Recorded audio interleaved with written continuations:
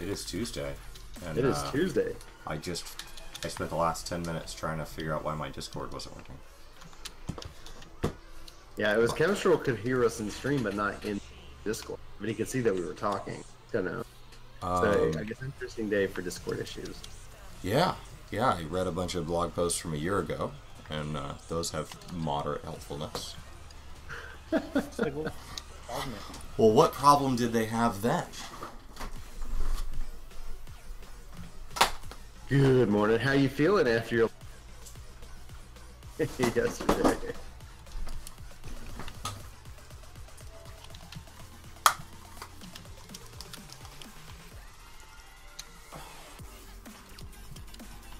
I hate this boss with a passion. I think he's so disgusting. Which boss? It's the squid boss from Void Ark. It's like the big. I hate that boss for another reason. Why do you hate it, Sparta? That boss is tied to Dracula lore. Oh yeah. That's Cthulhu. That's the guy who used to own the game of all. The original Interesting. one. He did not look like that. Well, I would bet he was corrupted by the void, obviously. Well, and that's what really annoys me about that boss is like that is literally Gaelic lore, and they.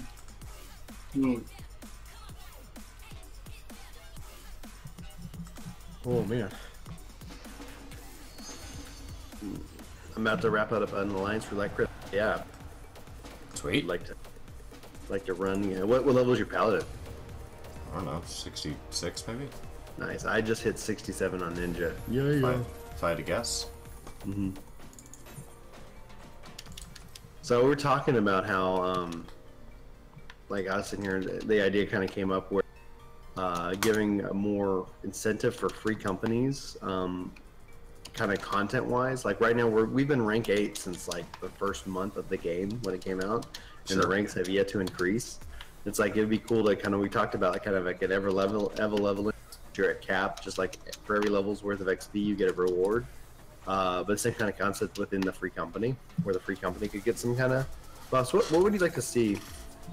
I think it would be logical to have cosmetic housing items drop, because then it's something that new guilds aren't punished by, money.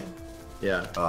Where, like, as opposed to if you make it like an ever-leveling, like, oh, your teleports cost 1% less, and it just keeps going down compound. It's like, oh, our teleports are down to, 5% of what they once were. But if you start a new guild, you're never gonna catch us. Yeah. It's a good idea about 67. About the whole glamours. So we'll start here. And we'll start making sure our squadron, see if I can get an extra 60 in before they roll the new... When they roll 4.4, my current tank in my squadron party is going to have to take a back seat. Yeah, I'm going to start working on my squad teams again on my main. I need to go do that, actually. Yeah, I've completely just ignored that content. Forgot all about it. It's like, if I could take them with me, like in... Like just out and about when I'm doing like my... Or if they were manageable from an app. Oh, this I've heard about this app that's supposed to look coming. I'm kind of hoping that the app does include squadrons. Just because it's one of those little things. It's like, oh yeah, I completely forgot about that little niche in one little area that I don't go to anymore because I'm over here in Kugane. Mm-hmm. And that means I would have to teleport all the way to Lindsay now. Yeah, I know. It's like, why do I force you in this one unique interact with it? It's like, okay. Make me go through a crazy squadron attunement quest line that allows me to have a squadron sergeant in my house. Yeah, like make it a quest line. Turn if nobody else's invoice. Okay. It can be a huge pain.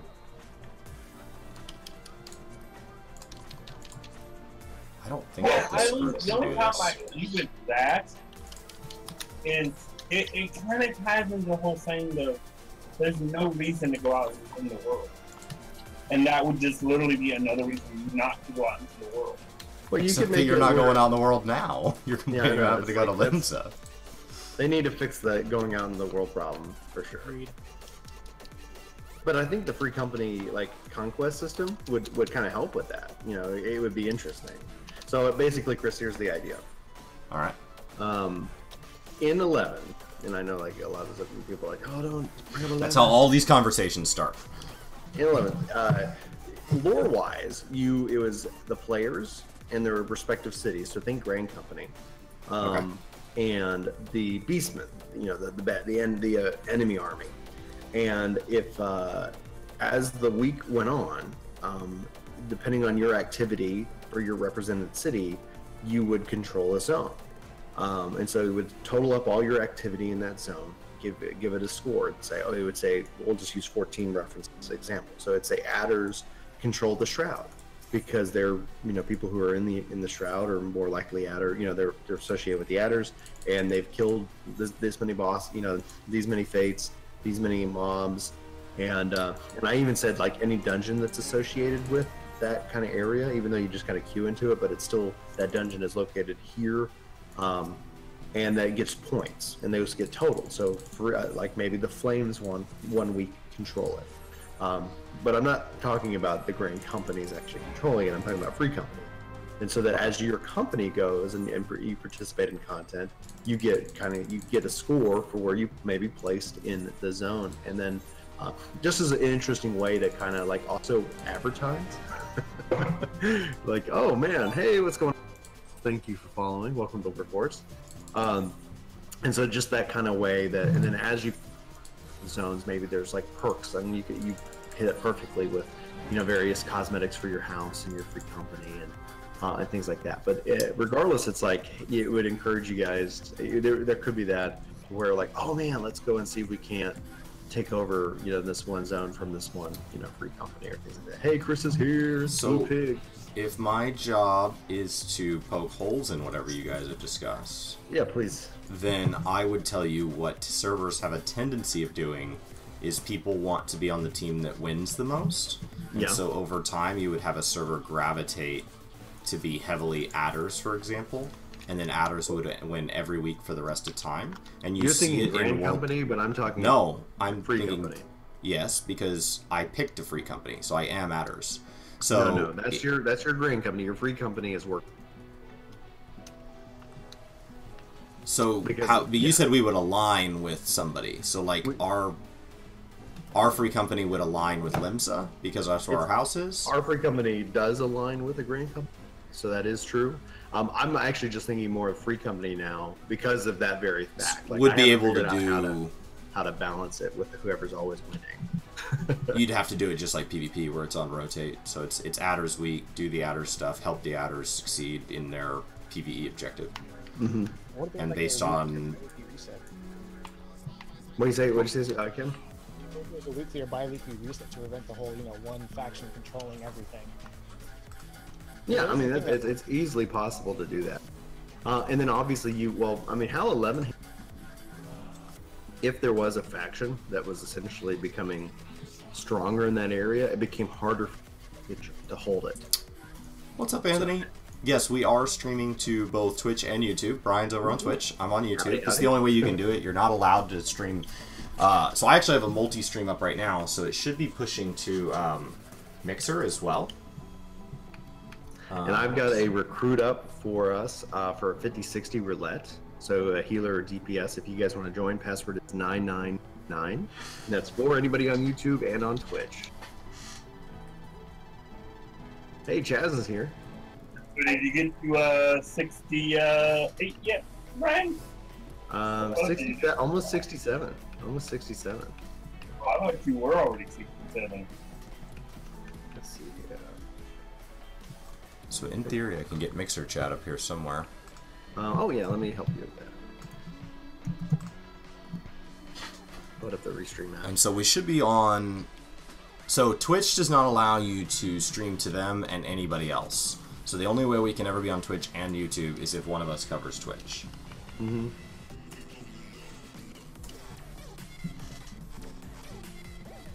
You are 67, according to what I just wrote. Yeah, almost. I said almost 68. So I was at the beginning of, like, it got me a huge chunk of that level. So Yeah, you yeah. got it right. Cool. Now I actually can also see Anthony's chat now. It's great. Boom shakalaka. All right, great. So I got Chaz. So if there's a healer who wants to 50-60 relay. Yeah, the challenge obviously, Chris, is that, like, in the free company perspective, like, we're a small free company. There are larger free companies.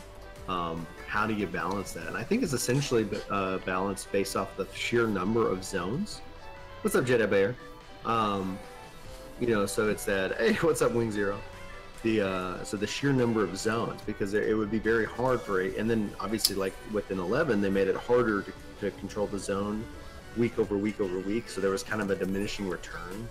So that at some point, like, you would literally have, you know, it's like, and then, but there's like essentially, like, I mean, epic adventure. It would just be kind of an interesting way of advertising, in my opinion, but it's possible. But yeah, I think you have to ask what the purpose of the content is. So if it's to pit guild against guild, right?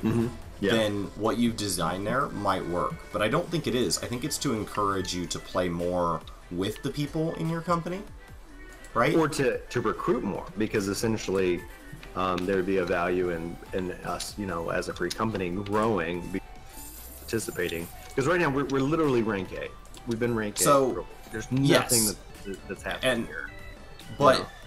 What encourages an active company would be if it's something more internal, and so if instead it's very blatant, like this week is Thanalan, and the only rule is you have to be in a party of 4 or more that are all the same free company. You can't have anybody from outside of that company. That encourages you to want to grow your company by multiples of 4. And then the zone's just slammed, so it pushes us into this. So it artificially makes the world feel busy, because the same number of people are out in the world, but they're all in one place. That's good. So it's like this week, here's the campaign. This week, here's the set of things we're all gonna do, but you have to do it with your free company if you want to receive this bonus. And then you have free companies saying, like, oh, we've gotten the bonus, you know, 50 out of the last 52 weeks. You should totally join our free company. It's a big part of what we do. That's pretty cool. I like that. That's, you know, when it's kind of focused and targeted, it's, you know, it's less, you know, chaotic in a way. I like it. I mean, that's why I wanted to kind of talk it. I want to chew on this idea. That way there's not winners and losers. There's just people who got the prize and people who didn't. And it's not, oh, I did the content and I didn't get the prize. It's like, no, if you did it, you got it. It's just pass-fail. But what's unique about it is that it's going to encourage you to play with other people. All right, we're going to go and put ourselves into queue. Boom. Failed. Exactly, Anthony. They could then that's just one more reason that you might pair with a certain free company, because you might say, oh, this company aligns with my values. Like, what's important to me is cosmetics, and so I want to ask, well, how often are you guys doing the free company-wide stuff? And there's a free company-wide golden saucer thing each week, and there's a free company treasure map goal each week, and there's all these things, and then there's free company out in the world stuff based off the content itself too. Basically a free company challenge log that rotates what's on it every week, and every free company server-wide has it, and the only thing it has in common is that your party makeup must be entirely of your free company. Yeah, I would support that. I mean, I think that sounds interesting. And again, it's like, you know, people would, you know, like try to then gravitate people who always win, but I think there are ways and systems that can be balanced out. And to say that, like, we should create cool, interesting content because people might abuse it. It's like, no, create it and then figure out how they abuse it and then make, you know, balance it out. I think you lean into the abuse. Well, I think they too often they just shut it down. If all of people will take advantage of this. It's like, well, at some point you have no game. Like, there's nothing. You know, well, yeah, people are taking advantage of everything. They're gonna try to find and gravitate to the easiest way, but you know, that's why it's still kind of like, I get why he keeps saying he doesn't want the you know, kind of the decay on rank within PvP, but like at some point, like, okay, like people are going to get out so far ahead. Like you could even add in decay rank within the PvE content itself within the free company. What do you think about just a general free company level? Like we're rank 8 and rewards or features are tied to that rank. Yes, so I think this challenge log is one of the best ways to get free company experience, and every time you cap that bar after level 8, it hits level 8 again, like a prestige. Yeah, like prestige. And you just get cosmetics. It just gets put, the guild just receives cosmetics. And you could easily say there's houses and there's window types and things like that are only accessible through this. By this kind of content concept. Mm-hmm. Oh yeah. And then you can display how many times you've prestiged, because it doesn't break the overall game. It doesn't make you better at the content outside of the experience that you get naturally. Like, now the problem with this is you've created housing content, and housing is still a limited quantity. So the way they've handled housing really kind of botches this whole thing up. Well, you can also look outside of housing, right? We talk about you can make other things. There's other things that could benefit the free company. I think there's a lot of neat cosmetic stuff they could have, like free company style emotes that are like group emotes and things like that could unlock. Exactly. And you only have it unlocked if you're free company. So if you leave that free company, it disappears out of your... A 4-person mount, maybe? And it's only in your... That emote is in your list, but only because you're in that free company. So the moment you join it, you get it. Mm-hmm.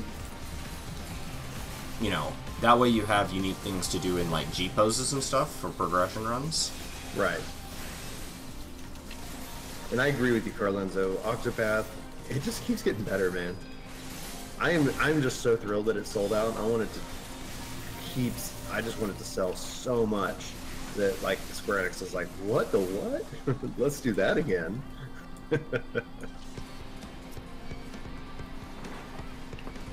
And it's sold out not just in Japan. That's the thing that for me is exciting.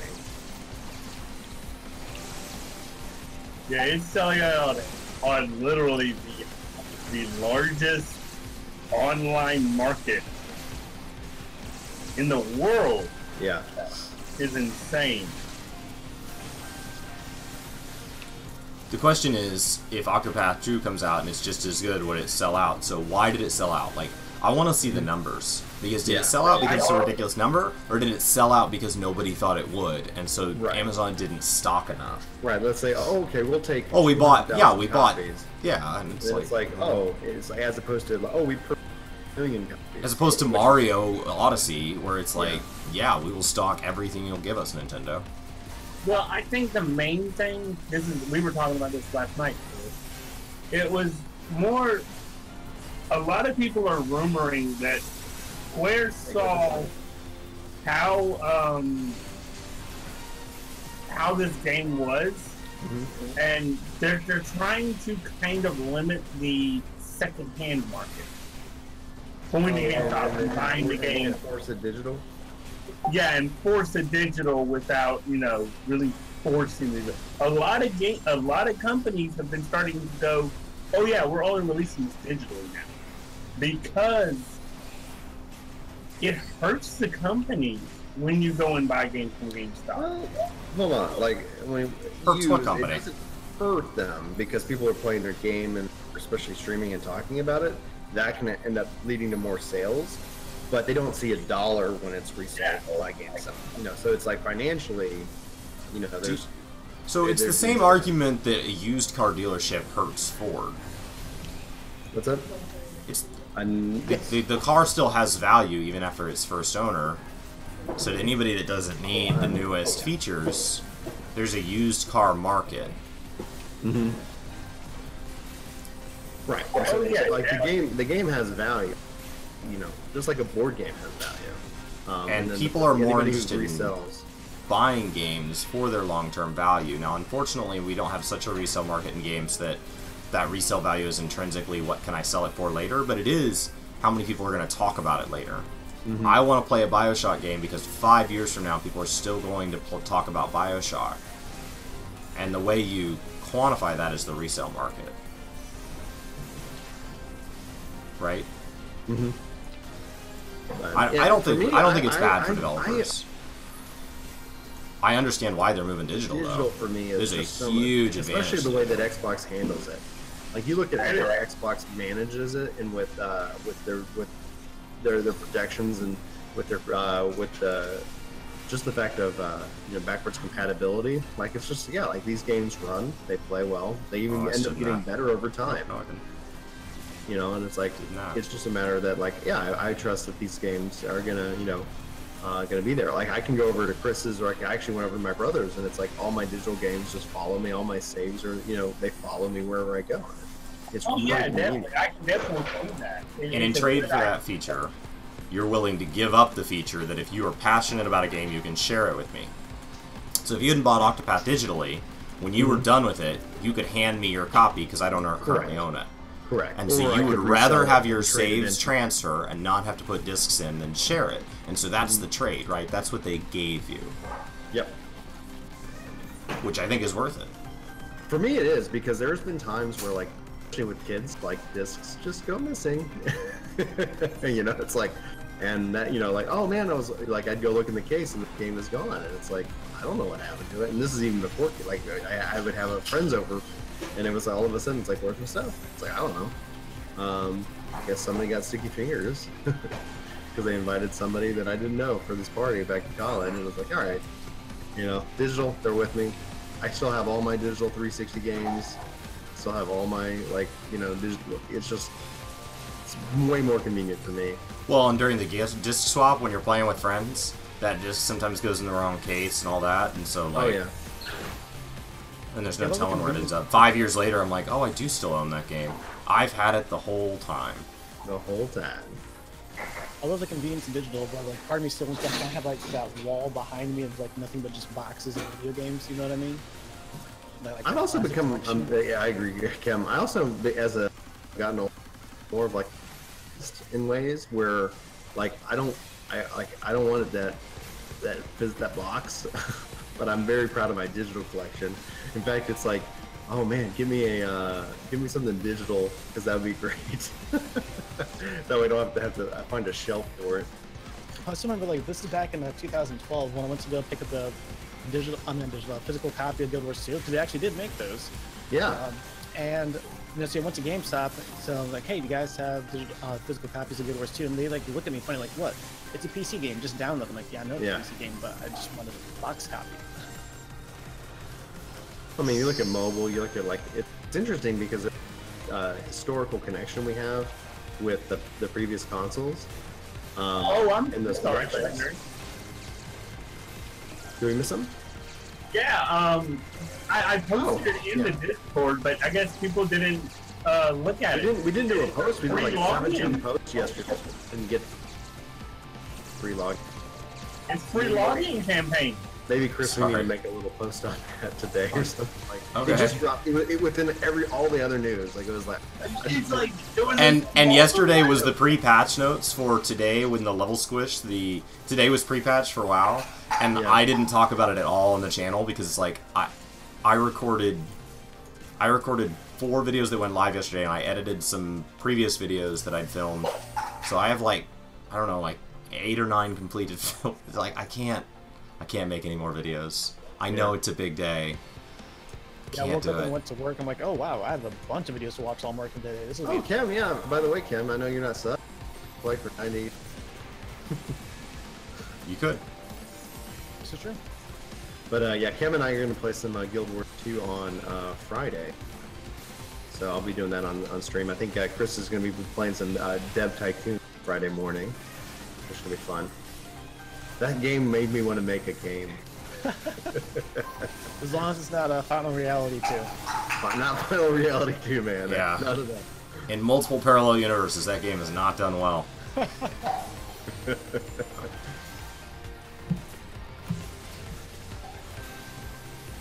Chemistral's game studio is going a lot better than mine. Yeah. Yeah, I put him in charge of Work To Game 2, and Work To Game 2 is 20 years going strong. Nice. Now, I mean, it's had some better days. It was north of like 10 million in cash flow at one point. I think it happened just because we got rid of the coffee cup. Not a fan of that guy. Chris, Just did you seems take like a the smart archive aleck. footage of that and put it up? No. Okay, I was like, that might be fun for somebody who's just like later. Like the whole 5 hours? Did you play 5 Or a hours highlight? again? Yeah. I didn't make any highlights, so it's up to you. No, I didn't make any highlights. It's just 5 hours, and there are some Easter eggs in there for anybody that wants to find them. Some really good nuggets. Yeah, it's like we get some, like a kind of just I guess a sister channel of Work To Game highlights. It's like after. You know, I don't hours think of I. filming So footage. occasionally we get a chance to like. Occasionally somebody does copy our content, and we would need to like take it down. If somebody wanted to put together a compilation video of stream stuff, I don't think I'd take it down. Yeah, I totally. And I know you have to be agree careful with stuff like that because like the way copyright law works is if you let one person do something, you kind of have to let everybody else do it. You're not allowed to like interpret. That's why game companies take down like fan-created versions that are great. It's not that they want to destroy that community; it's that they don't want to set the precedent that is okay. Yeah. But there is like Julie and I watch, and people do like take from their podcast and animate some segments of it, you know, and they love it. Well, that's transformative. And Julie's like, you should totally do this. And it's like, it sounds like fun. I just don't gonna have that kind of time. But there's somebody that does it with Hank and John stuff. They run their own channel. It's totally separate. It's totally unrelated. It is. It's totally unrelated. It's fan created.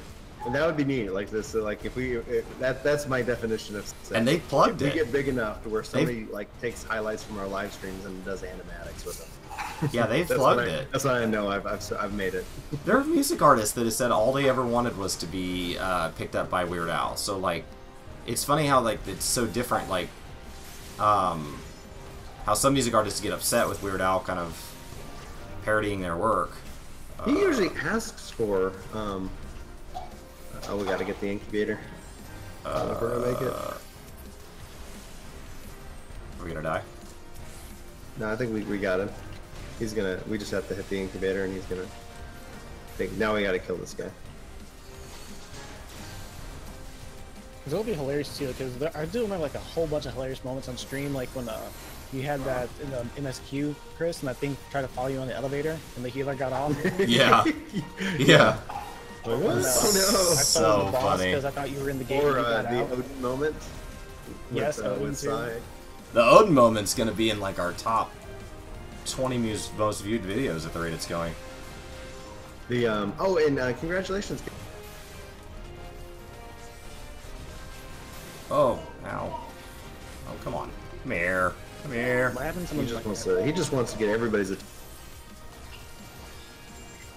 I'll stand behind him. Thank you for the offer. Yeah, if you guys haven't seen Chemistry, guess War versus War, he did a fantastic job on both the edit and the humor. So I really enjoyed that video. You guys should go check it out if you get the opportunity. Oh, thank you. If you're in Discord, the link is I think in the media. Okay, get one of these. Oh, we're almost done with them. Just finish them. Here we go. Alright. I don't know which way to go. This way? Always towards the treasure coffer. Except for in like they don't have that treasure in the ethereal, chemical research, whatever. And so it's like, oh wait, gosh, I always do that. That's how I always remember it. Wait a second. Wait a second. This is not like classic. So you guys fight the boss. Not that way, Chris. Loot these Not to treasure the shortcut. Don't take the shortcut. There Oh, we the go. door opened. Hey. Now we're talking. Now we're cooking with Briscoe. Oh, and just like I started a little bit early.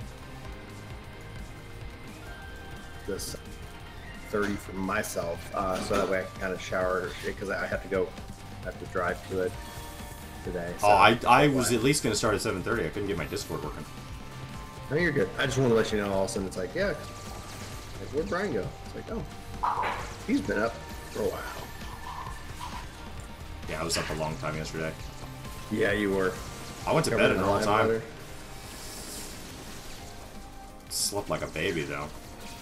Bet.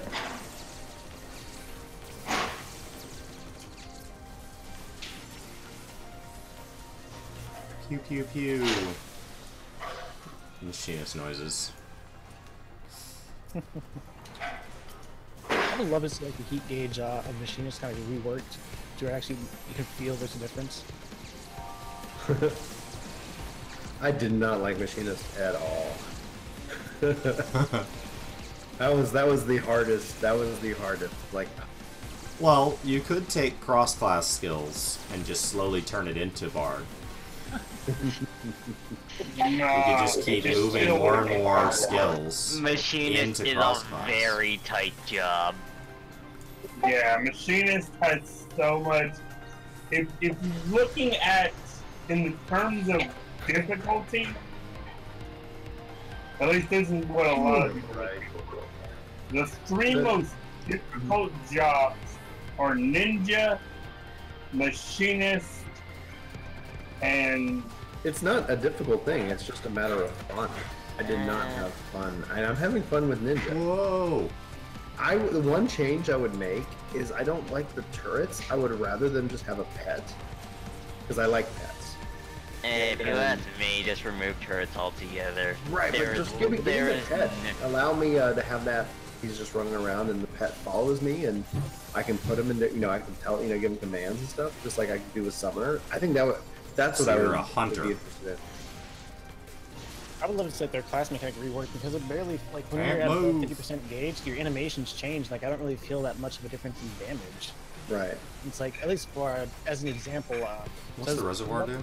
You're in Guild Wars 2, and if you overheat as that, they'll actually explode for it and, like, lose 3/4 of your HP. But when you're above that that heat threshold, you really feel the damage output. So you're, like, constantly trying to balance it. Yeah, it's a job of balance. What's the reservoir do? Which one's the reservoir?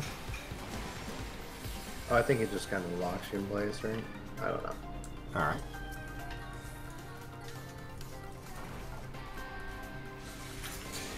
There we go. We got a treasure chest over there. I don't care about it. Boom. Why don't you care about it? Yeah, a mechanical pet. Why do you not care about the treasure chest? Why I don't care about it? Because I figure somebody else is going to go open it. Oh. It's not because there's a 0% chance that it has, like, one of these items as a mount in it? Yeah, 0%. I'm just saying, that's a missed opportunity. I agree.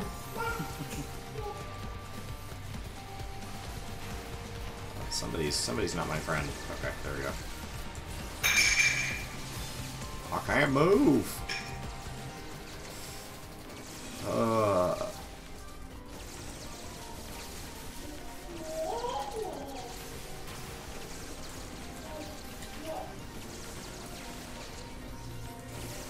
Are we supposed to be standing in that blue thing? Was that his intent? Hostile.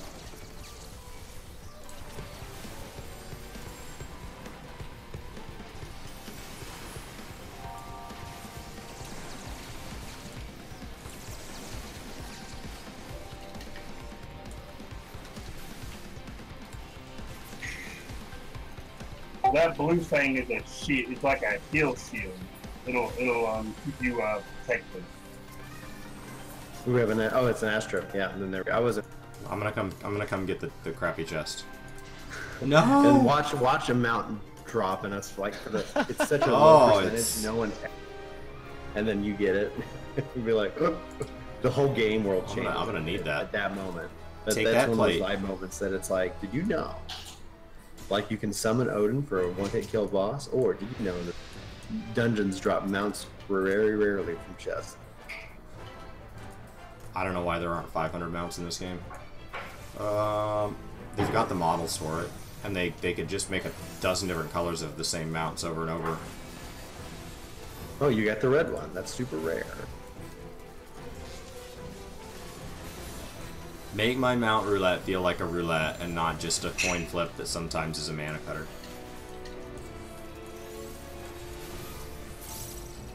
I personally, it might just be me, but I personally don't want to see 40 different mounts, and they're all the same mount, but just a different color.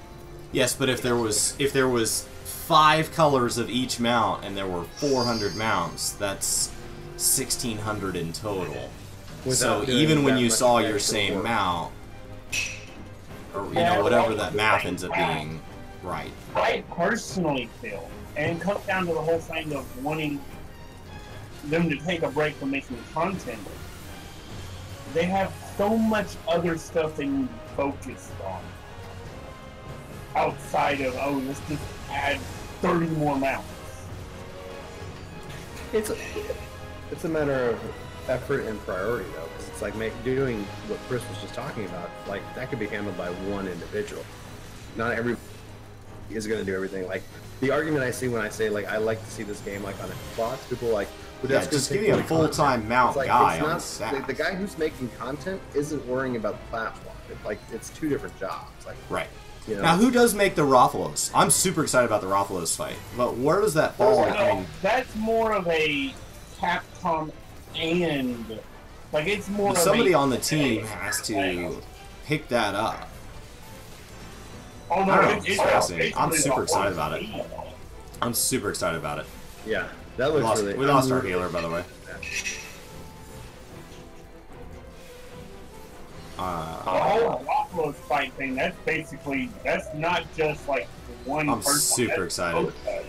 What they showed in the live letter makes it look like it's going to pull mechanics from whatever the fight is in Monster Hunter World, which, since I didn't play Monster Hunter World, means it's going to just be these crazy mechanics that haven't pulled from other trial fights. And the fact that they put an extreme in is wonderful. Like, my biggest fear was they would come out with this beautiful, exciting fight and then wouldn't make it hard. Well, yeah, an extreme that's also format.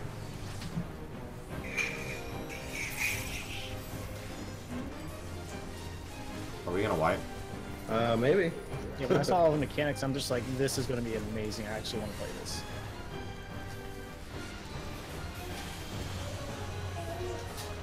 Alright, so we've cleared the one spot. Oh, I'm down. I didn't get out of that. Hey, Manny, how you doing, kiddo? I'm down. It looks like you're literally going to jump on it and all that, and I hope it's not just like some of those previous trial things where it's like, stand here, and now there's going to be an awesome cutscene. I hope it's like actually us clicking things, and I don't know. I'm really excited for it. I think it could be awesome. And I think with my game music on, we can close Monster Cat. What's up, Serenity?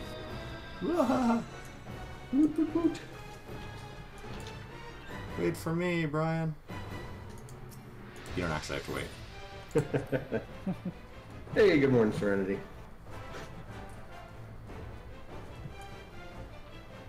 What's your first most favorite Chaz? What's your first most favorite monster in Monster Hunter? Because his second is Rathalos. So he says the Latus. Probably mispronounced that.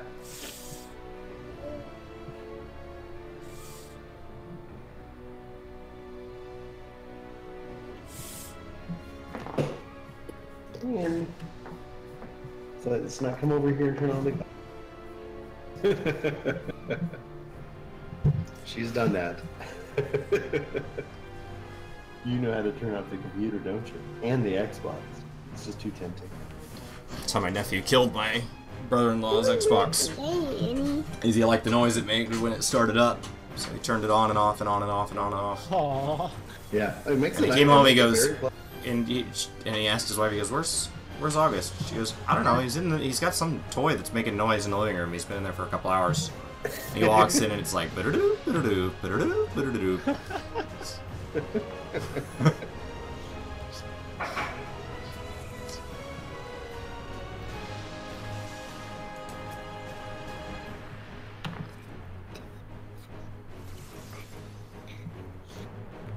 You have 0 virility rhinestones. What you counting? Oh yeah, my thing with the whole fight. Oh yeah. And even Yoshi said this in the live letter. He's been saying it, you know, throughout this whole process. Is they tried to make this fight as close as they could To the yeah. Yeah. Yeah, actually, I did like it in the live letter that they said, Are you the piggy? he's not the piggy. Are you the pig? The blue piggy. See, that's Chris. That's Mr. Chris. Oh.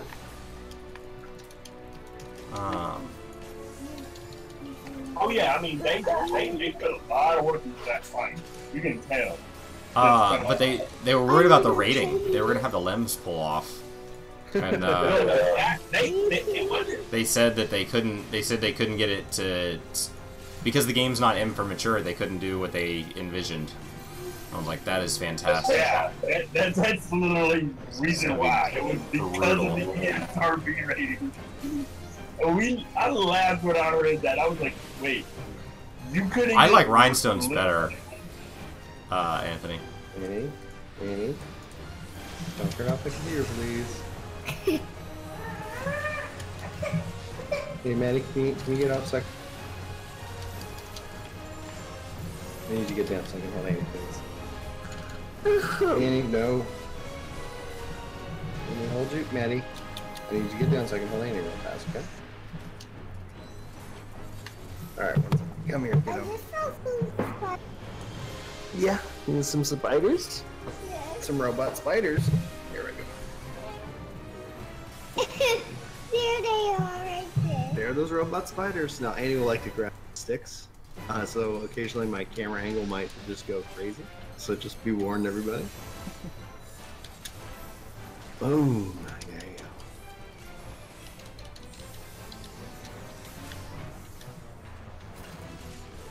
you go. You're at 68.5, and you're a little salty.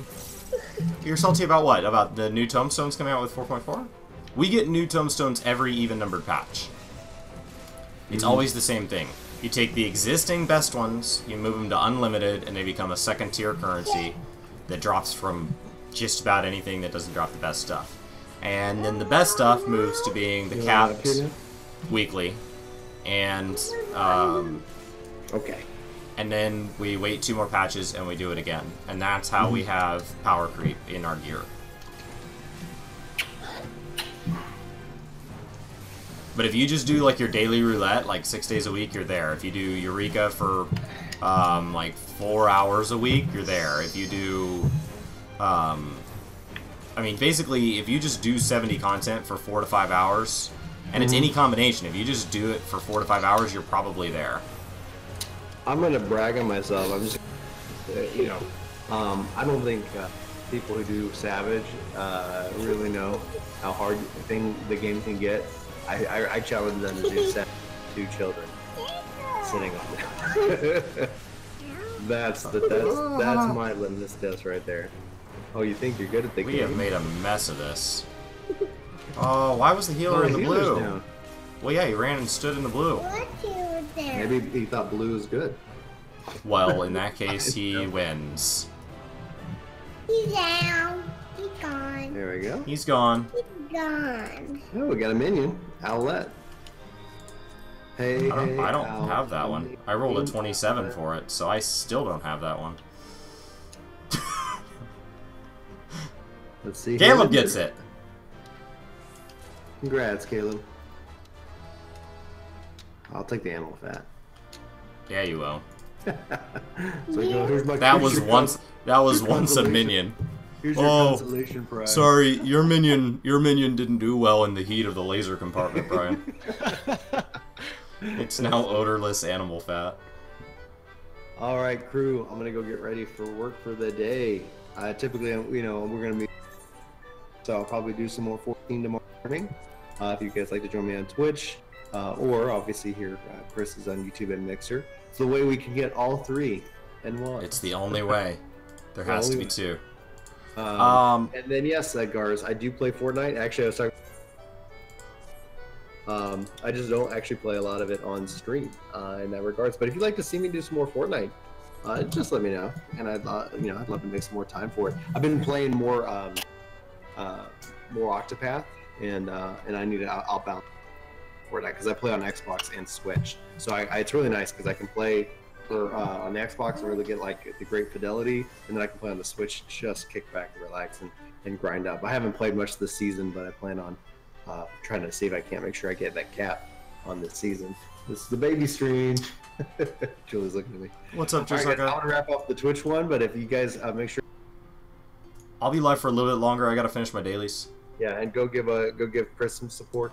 And over then on YouTube or Mixer. I'll take a break and upload a video, since I can't have a video uploading while streaming. And then when that goes live, I'll probably come back because today was patch day for World of Warcraft, and it was a lot of changes. So I'd like to give that a shot. Today was in theory the level squish, and I'm super nervous about that. Level switch? Yeah, so eye levels, when you have 7 going on 8 expansions, are going to get preposterously high in Final Fantasy. They just are. And so WoW is already several expansions in the future, and so when you look at how much an eye level goes up per expansion, and then over time you might even increase the amount that it goes up per expansion, you can very quickly see how you start to deal with ridiculous numbers. And so we have, like, we do millions of DPS, we have millions of life, we literally have eye level 1000 items, and so it's just gotten ridiculous. And so they're squishing it. So they're going to take your overall eye level, and I think they're going to push it back to like the 200s or something like that. So they're kind of just pushing the reset button. So next expansion, I think we're supposed to be in like the 200s, which means that everything before the next expansion is like slammed into this narrow range.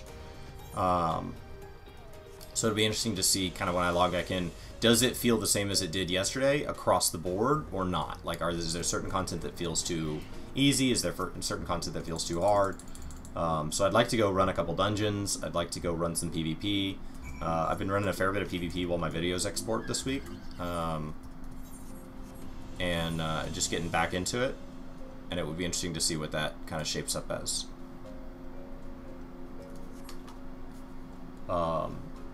This is also when they started. This is also when they start taking out systems.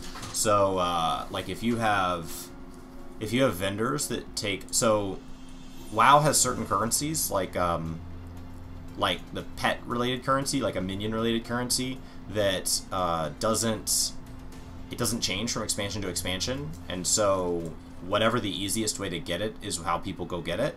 Well, they're changing that, and so there's going to be a new expansion with BFA that buys the best items, and then there's now like a currency that is basically labeled as anything pre-BFA, but I assume when BFA ends, all BFA pet-related content will turn into that currency, and then the next expansion will take over being the good currency.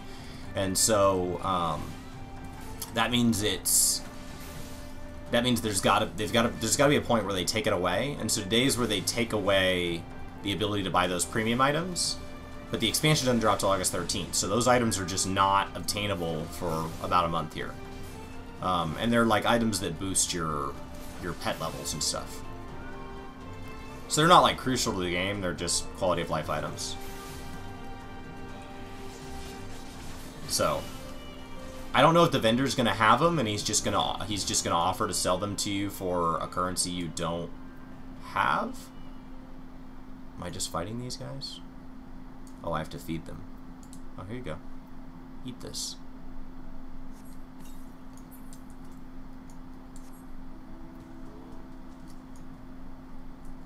We good?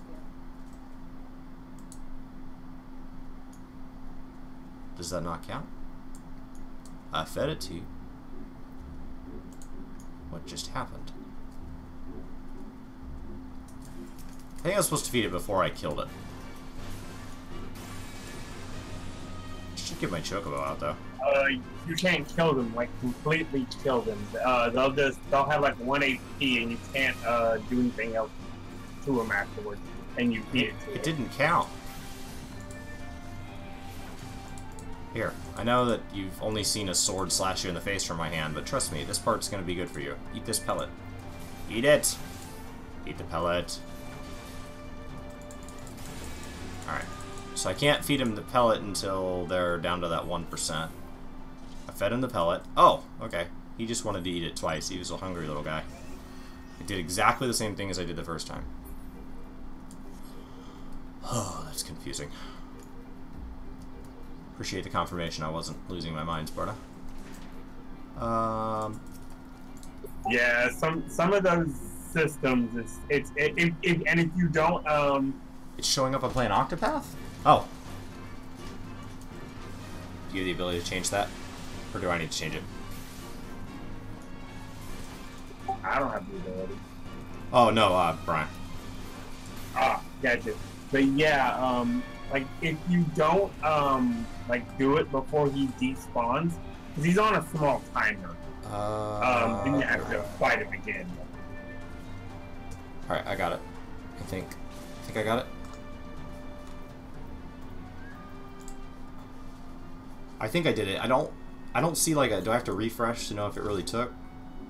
If the black circle's gone, it took. Oh, that Moogle mount.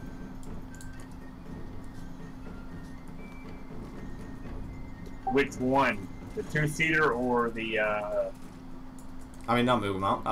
Namatsu mount. Sorry. In my head, I said fish people.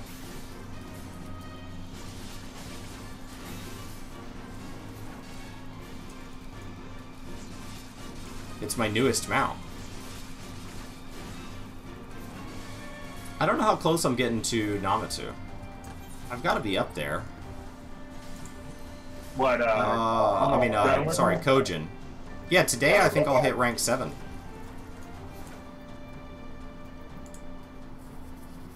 So, home stretch. Just keep showing up. How do I get the Namatsu mount? The, like, goofy little, like, pagoda that I was flying on? You just finish your reputation with the newest beast tribe, which is gatherers and crafters. It has its own waypoint and everything. So it is, it's Doro Low in Othard, in the Azim Steppe. So once you have it, you can just teleport straight to it, pick up your quest. You can do them on any gatherer or crafter that is level 60 or above. 60. You're above, yeah. Yeah. And the crafters, it like provides everything. The gatherers, it just as you go to these nodes and gather things for them. So like it couldn't be simpler. And you just keep showing up every day, and eventually they give it to you. Yeah, I think when I did it, it took 3 Couple weeks. weeks. Yeah, it's a couple weeks. 3 or 4 weeks, and I was max rank. You just keep showing a up. funny mount. It's a cute little mount, but I will warn you, be careful about your sound when you first spawn it, There it is. because it is very loud.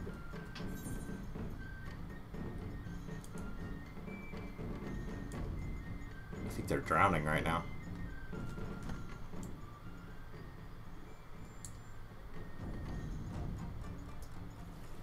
Does the music get quieter when you sit still?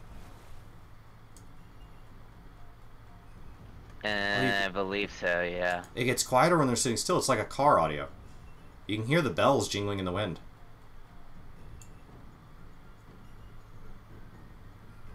Alright, for anybody who turned it up right there to see if they could hear it, I'll push go here in a second.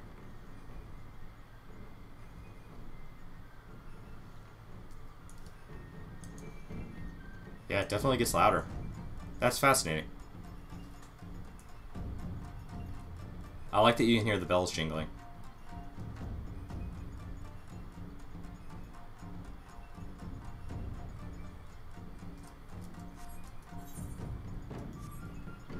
Let's go fight some Ninja Turtles on the beach. I gotta smear them with some gold stuff.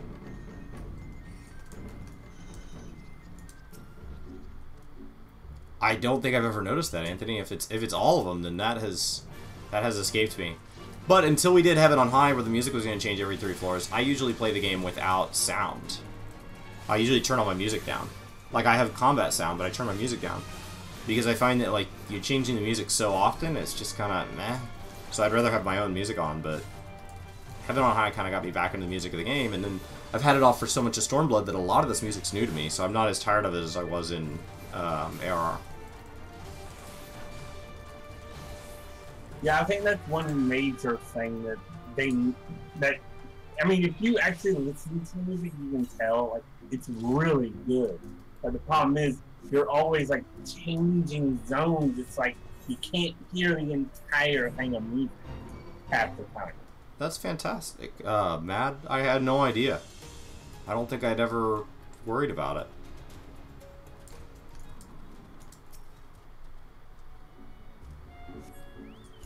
Alright. I think it's a neat feature to have it get louder like that. That way when you're kind of sitting there AFK, you're not worried about it.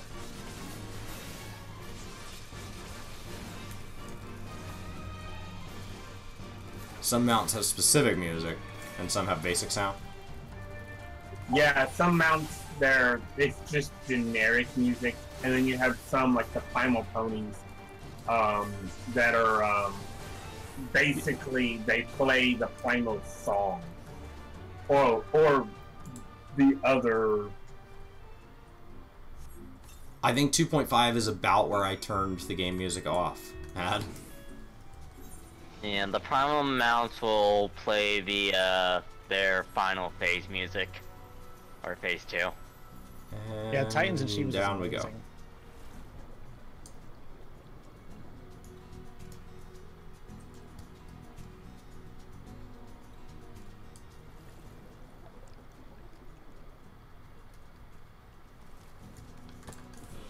Alright, so I think that I'm going to get to do these dailies twice today, because I'm pretty sure this is going to push me over the line. Oh wait, why is there... Oh, there's still one able to be done. We'll see. We'll turn these in, see if that pushes me over.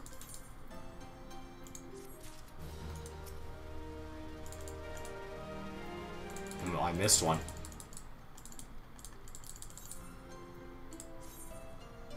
Ah, no. There we go. Okay, so now we gotta go back out and do this thing.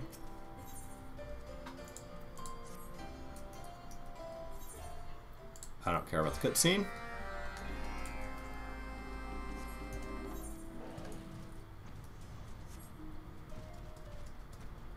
What's this guy? What you want?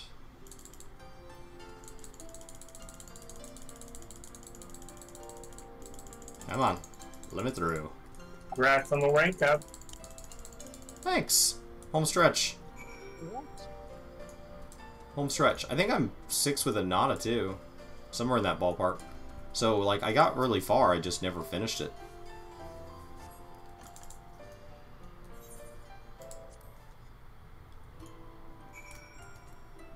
Oh, that's the Kurenai crafting. Those quests just seem to keep showing up. Oh, the Kurenai crafting is a weekly. Oh, okay. Yeah, it's a collectability. Oh, no, I don't want So, it's not just crafting, it's gathering too. Okay. It's collectability things. You can actually get experience for that, for your crafting and gathering. Just one more system. Well, it's that system is mostly there to get red and gold, yellow scripts. Oh gosh, I missed that guy down in And the corner. scripts are a big thing. Yeah, I really haven't been doing much in game this expansion when it comes to my secondary classes. It's all been battle classes, which is great. I mean, I only had Black Mage capped at the start of Stormblood, and Yeah, it's amazing what you've I've been done. playing Warrior a ton. Yeah, I did this expansion on Black Mage, but I've really enjoyed Warrior. And I took 4-2 off entirely. I just didn't play. I was on maybe once a week, piddling around, rotating auctions. Just on enough that I never shut off my sub. But I didn't really play much. I mean, I think I was probably still getting my 15 hours in a month. But that's probably all I was doing. I try to do $1 per hour for video games, so I try to get at least 15 hours in on an MMO every month. Or I need to honestly question if I need to shut the sub off. Wouldn't yours be 19 now? Because you got 2 extra retainers, don't you? Yes. Now I'm at 19. But now I've also been streaming, 20 hours a week for 2 months now, so. Yeah. I would also, this will help save you a pinch of penny, since I know you're not going to be doing alts and all that. Go down, when you go and do your sub option again, go and make yours as the entry option. It'll be cheaper. Oh, does that cap the number of characters I can have? Yeah, it caps it to Oh, that's interesting. one per server, but you can have 8. It's just a cheaper option. But Yeah. it would only be $12.99 instead of $15.99. Or basically, Yeah, I'll you save take a look. $2. Yeah. That adds up.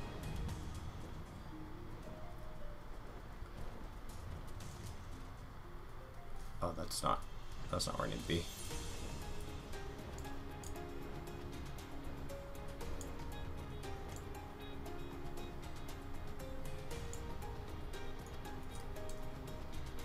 I think that's everything. We gotta do test of courage.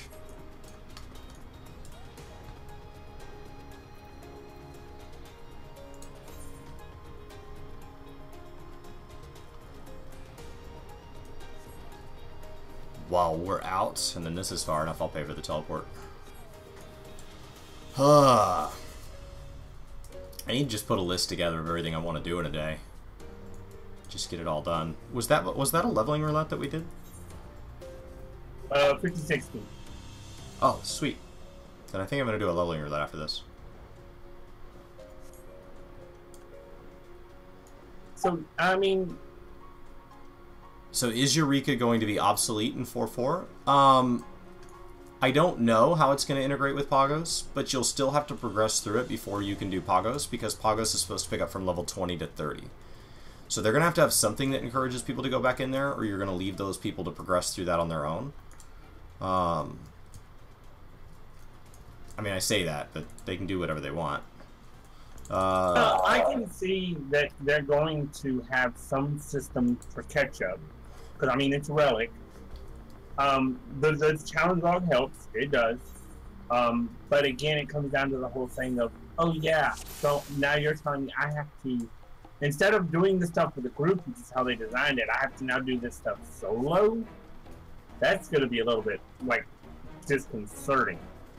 Wait, what is happening? But at the same time, so 4.4 will be the last raid tier. We know it's already been confirmed. So I could definitely see like Eureka as a whole being somewhat obsolete in 4.4. Because it's releasing the last raid tier. So Savage will be the best in slots. But I could definitely see in 4.5 like everyone trying to get their relics, because that will be best in slot, that's how it's always been.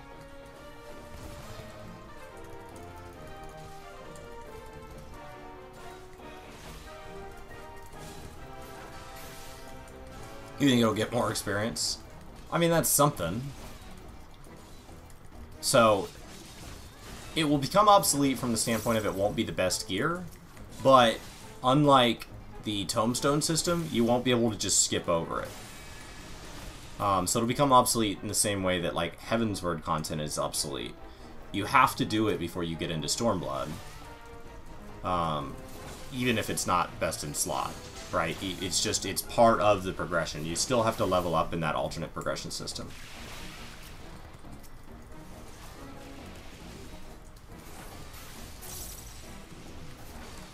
It's easy, Lethros, I think it's easy to level with the challenge log system if you can find a group, but sometimes you get into an instance that just doesn't have that, and like, it's so slow to sit out there by yourself. You want an 8-man group of people that are within 2 levels of you that are all doing the same thing. So as people catch on to the challenge log, hopefully they'll get better about it, but the problem is we've set a pattern and like a habit of just sitting in M trains and AFKing. You did it solo. Touche. How many hours is that? It depends on your class. Like as I guess you can find it on any class. Healer, I could definitely see it taking a long time, except maybe warrior. But as a DPS, it's you just target 2 levels, a level below your level. Right. It still counts. Right. Because you're just trying to finish the log. The log is the experience you want, not the kill XP. Yeah. The only one that's treasure's power. difficult solo, and this is, well, the only two that are difficult solo, and this is because you have to kill them at or above your level, which is Elementals and Ashkin. And Ashkin isn't fun at all. Leave this place to us. What? I'm gonna go up the hill, maybe? That's somewhere I haven't been. Yeah, I'm just too... got a lot of stuff to do. I'm just thinking, like... So much going on in 14 makes your brain hurt sometimes. Things need... Yeah, it's... Not as many systems as WoW, though, Mike. Oh, yeah, there's so many systems. I mean, they hide it all in a complex HUD and stuff, so it looks like there's more systems, but it... Oh, this is his limit break. Yeah, we want to stand in that. Yeah, it's... WoW, I think, has a... But it comes down to the whole thing of WoW's got that age factor. Like, they got a... Well, they also don't just drop their systems. When's the last time Lords of Verminion got an update? Battle Pets get an update every single expansion. And integrate with every single zone. And every pet that drops adds to that system. It's many times in a meaningful way. And there's, you know, when's the last time they added more Triple Triad fights to the world? When's the last time they added more Chocobo content? There are plenty of systems in Final Fantasy. They just don't... They added to Golden... They're adding to Golden Saucer in 4.4, but when was the last time we added to Golden Saucer? So, they're adding to Squadrons in 4.4, but when was the last time we added to Squadrons? So, like, it's just... They wait so long to update all their other systems that it doesn't feel like they have as many options as WoW. But they do. What's up, Gnosis? It should say Final Fantasy now. It is not Octopath. I had the wrong game selected when I first went live. I didn't think about the fact that Brian had streamed between when I last streamed, so it didn't say Final Fantasy anymore. He got me.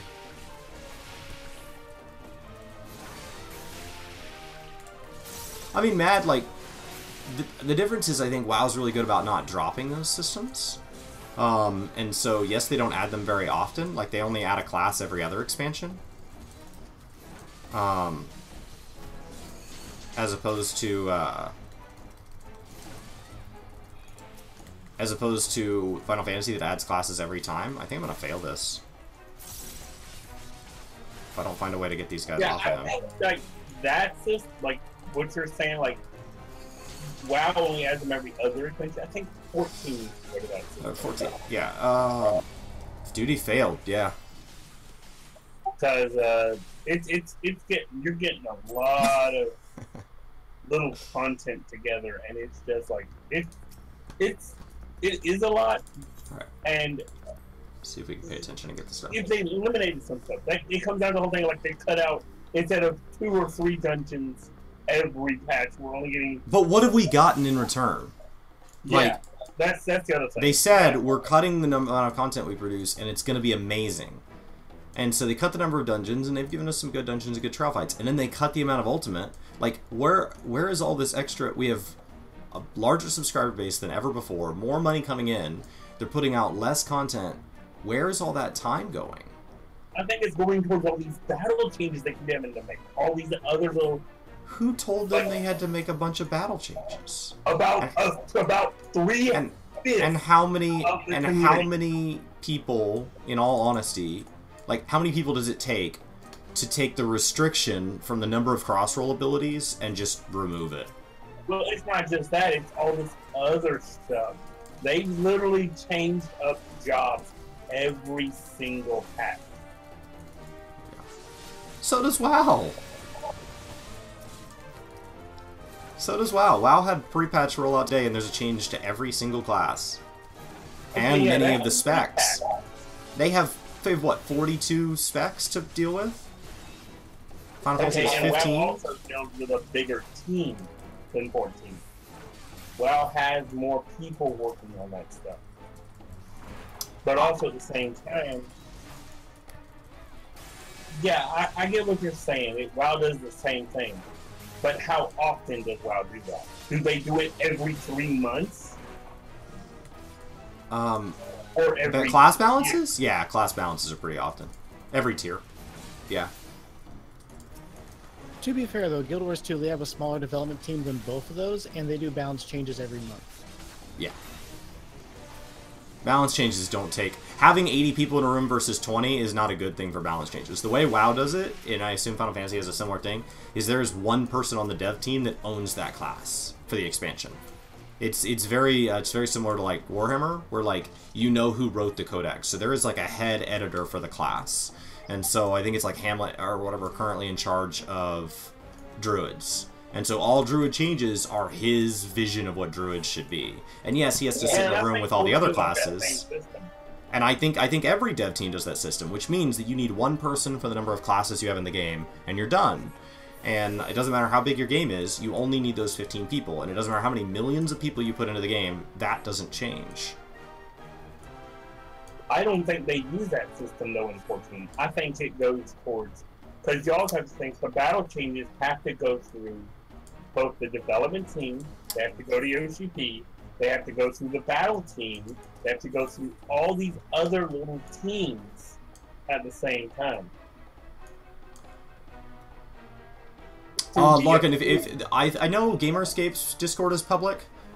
We keep ours pretty small, and so we just use it for subscribers on Twitch, sponsors here, and Patreons. But there are some big communities and stuff. Like, there are plenty of Discords that I'm a part of. We just keep ours pretty small. Keeps the potential for the internet trolling us to a minimum. Okay, so standing in that was good. And Druid had a great expansion for Legion. My biggest regret with not playing Legion is how good Druid was.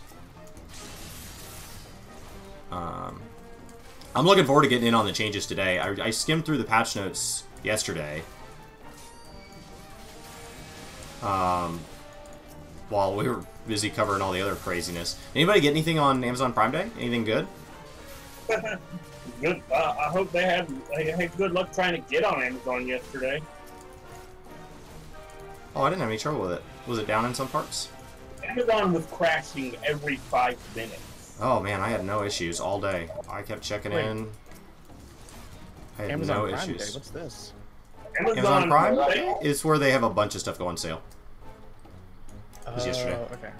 So like Xboxes were cheap, Nintendo Switches were cheap, but that was actually Walmart trying to keep up. So I bought the wrong time to buy my microphone. I mean my webcam. I don't think I didn't see any discounted microphones. I saw discounted headphones. Oh, that's good. At least I have to keep that in mind for next time it's around. Yeah, it's not usually gonna be like I haven't seen Blue do anything with it, or I would watch for it. I haven't seen Logitech do anything for it. It's a lot of keyboard brands do it, a lot of mouse brands do it. Occasionally you'll see games. The big one to watch for is consoles, because a percentage off makes a huge difference, and they regularly do something for Amazon Prime. Haven't had any luck with like as a creator, I haven't had any luck looking for like green screens, or I think maybe they just don't have a big enough audience, so they can't afford to make it up in volume. You know? Okay, I've got him dead. Come on. And actually, it's still Amazon Prime Day. But yeah, people were literally going to the front page. I failed again. Trying to just hit this. I don't understand. You just watch Newegg for computer accessories? Okay, so that time I killed the 2 guys beating on him. Do I have to kill the guys, the zapping guys? The ranged guys? Yes.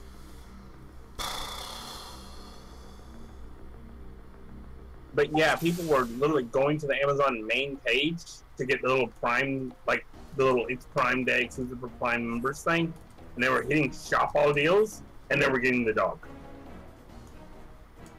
And Brian's right. Once somebody's once somebody's been like a Patreon, for example, if they at some point like, you know, can't afford to be a Patreon anymore, want to support a different channel instead, like, we don't kick them out, because really the goal with locking it behind that is, first of all, yes, it is nice to say thank you to those people, but it's also a way just to kind of keep trolls out, and I don't believe trolls are gonna, we haven't had any issues with people paying money to troll. Like, people aren't gonna spend their own real money and then troll you, so it's just kind of, it's made for a really nice community.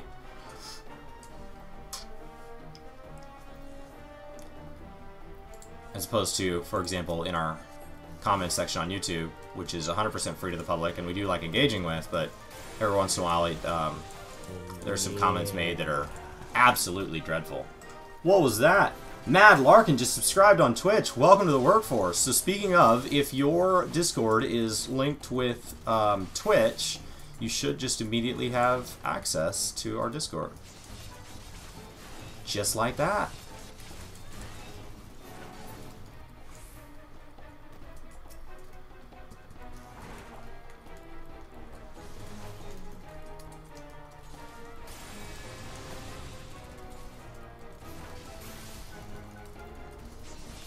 Alright, and if you're going to join us in live chat, like everybody here, the only things we ask is that you have good audio quality.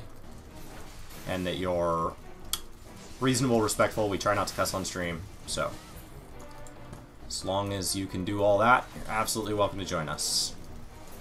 There are times that we're not live and we're just hanging out. There's a non-live channel, and then you can, that's a little looser.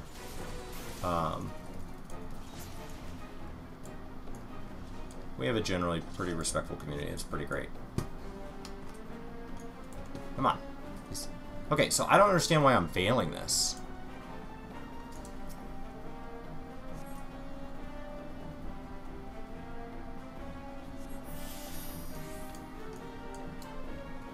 I don't cuss very often, Mike. I let a lot loose, like, when I'm around the house. Like, I kicked my toe on the ottoman the other day, and like my toenail is 100% purple. Like my wife's like, your toenail's gonna fall off. I was like, does that really happen? She's like, yeah. And so I've been super nervous about that. I didn't realize that happened.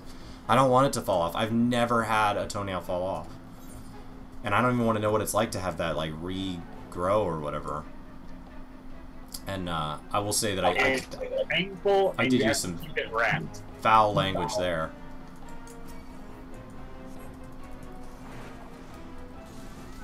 Yeah, if your toenail falls off, you have to keep it wrapped at all times. It is. Oh man, I don't want this to. I hope that's not what happens. It hurts. It has been throbbing, but it doesn't hurt on like the bone, so I don't think I broke it. I kicked the ottoman hard. I was walking like fast, and I was carrying food in, and I was trying to get to the table. My wife stepped to the right, and I thought she was gonna step left, so I like dodged around her like with the tray of food. And so I was busy paying attention to that, and my foot just slammed into the ottoman.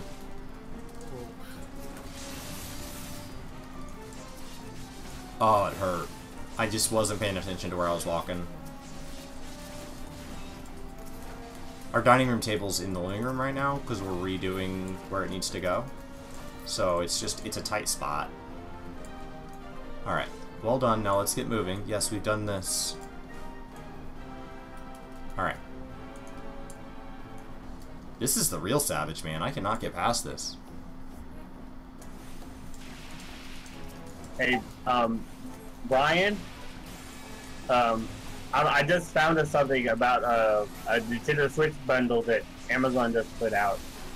And, yeah, I'll just say Amazon won over Walmart this time. Nintendo Switch, the 64 gigabyte Switch card, micro SD, and a $20 Nintendo eShop card for the price of a Nintendo Switch. Now you can that deal that Walmart had, that deal was at Best Buy earlier this year. So like that's a deal that keeps showing up. $300. I didn't know that. I didn't know that it had been that deal before. But I was talking on Mumble with some people last night. Okay, this worked a lot better. Kill the ranged guys first. So yeah, that just getting that extra, you know, that's a $20 card, a $20 Nintendo eShop card, and that 64 gigabyte SD card. That's a lot for free.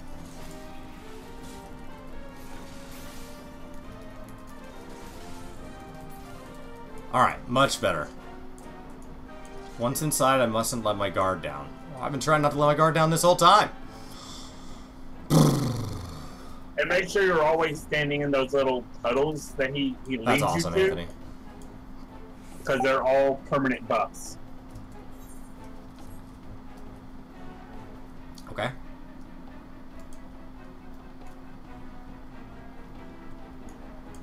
I'm gonna hop off voice to go eat, but I'll still be in chat, so I'll catch you guys in a bit.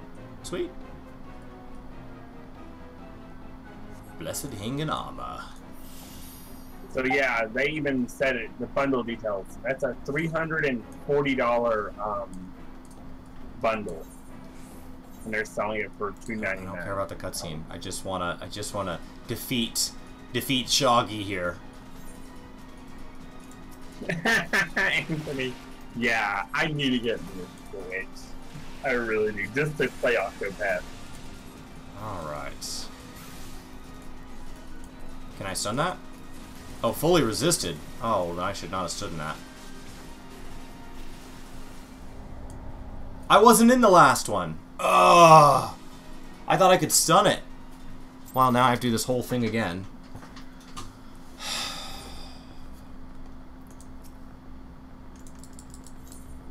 Ridiculous. The latency.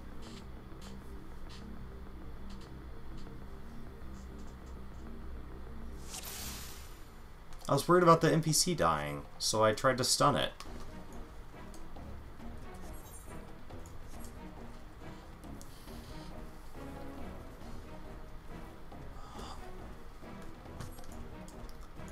This has been a ridiculous amount of work. It's just slow, because they have to talk every time. There's no way to skip this. So, like, now they're gonna just... Like, if I could just pull the next area...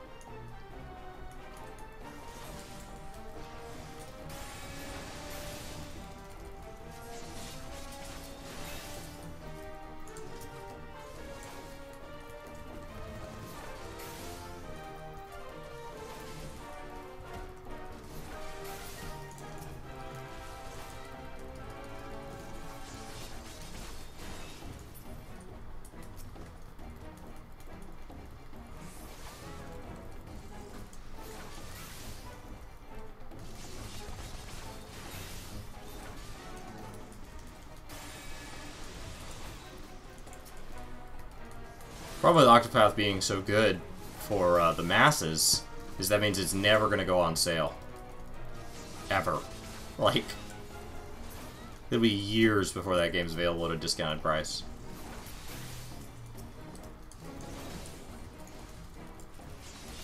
It's great for Square. And it's good for the game. It's just bad for anybody that's like, I wish I could pick it up for less. Not gonna happen. Not going to happen. I would just get a digital, Anthony. I wouldn't wait. I don't need a physical copy. I wanted a physical copy of Zelda because I wanted the collector's edition. And I have the collector's edition. And it's awesome. We mustn't waste this opportunity. That's fine. I'm not wasting anything.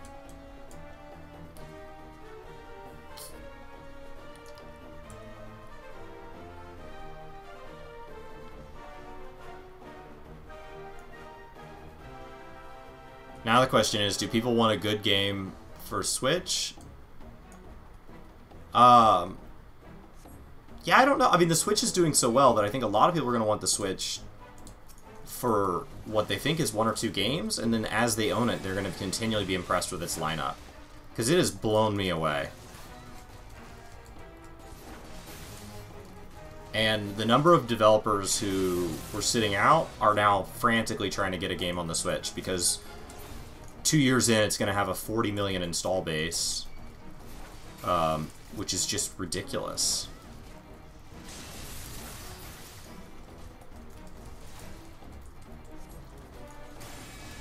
I mean, there's 80 million PlayStations, and it's expected next year that they talk about the next PlayStation.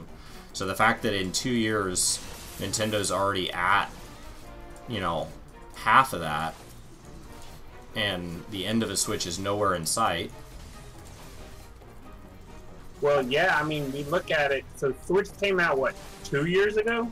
Yeah. Or is it 3 years now? 2. Maybe. 2. Yeah. Two. Oh, Next year. 2017 was its first year. So 2018 is its second. So it's what, a year and a half old? Year old? 2 years in, it'll be at a 40 million install base. I don't know when it was sold exactly. 2017. Oh, yeah, it just turned a year old in March. Yeah, it's killing it. It's killing it. We look at it, so 4 million. These guys. That's the number they gave us, was 4 million, like currently. And you didn't, and like you said, 8 million. The issue's been manufacturing. They're expected to do 18 in their first year, and it's been accelerating. So people say clearing 20 in their second year shouldn't be a problem.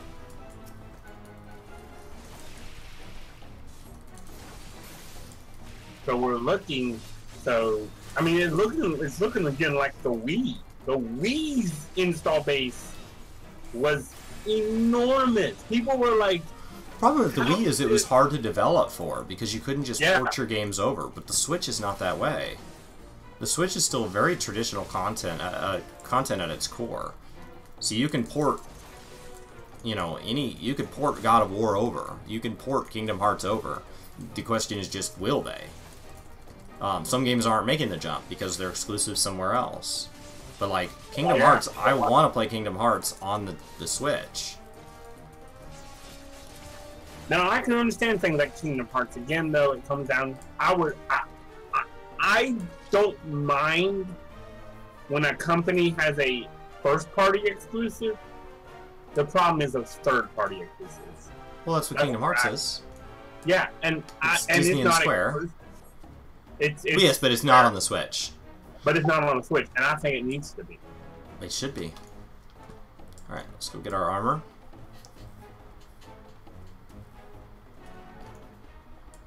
Oh, Nintendo's always that random guy. Well, they were random, but if you go by sales numbers, like if you go by actual just the sales numbers of that generation, the Wii won. You regret getting a Wii, Chemistral? Oh, I love my Wii. I mean, there were some good games that came out on the Wii that it was... I regret not enjoying my Wii U more. I regret not taking better advantage of it. And I don't know how I could have. Just wasn't a... It was a gift, but... Okay, so get out of that. And then that. And that. So the water doesn't hurt him, it only really hurts me. Which is good. Well, it hurts him, but they buff his, like, they give him so much HP, it's not really that much damage.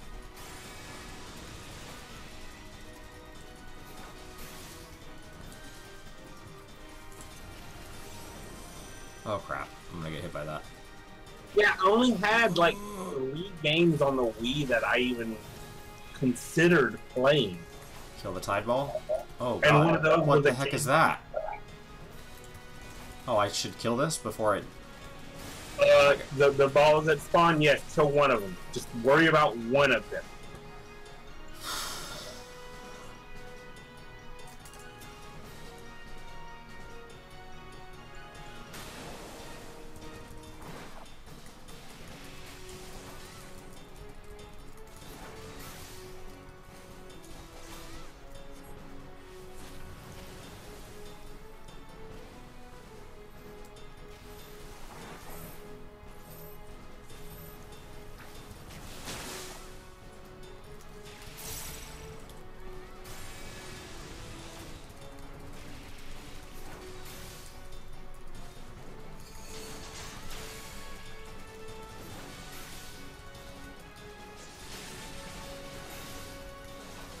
This is ridiculous.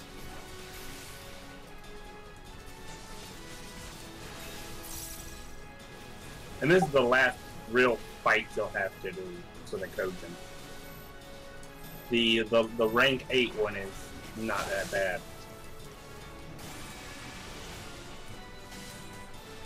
This has been a pain. Oh yeah, it was a tough fight.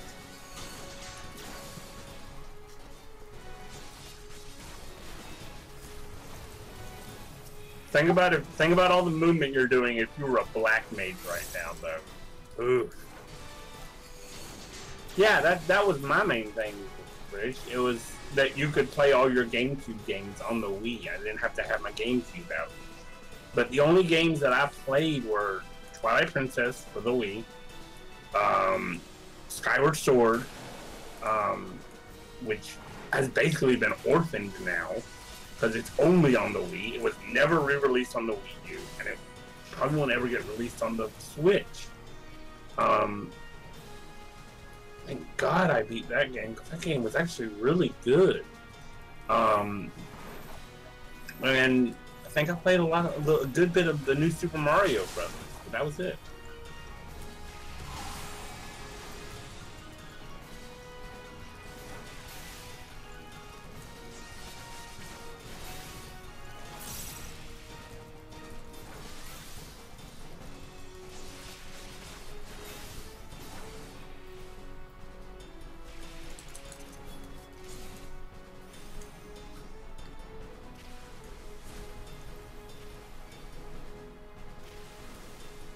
Well, the only problem with like Skyward Sword, I could see not having a being released is it was very dependent on those motion controls.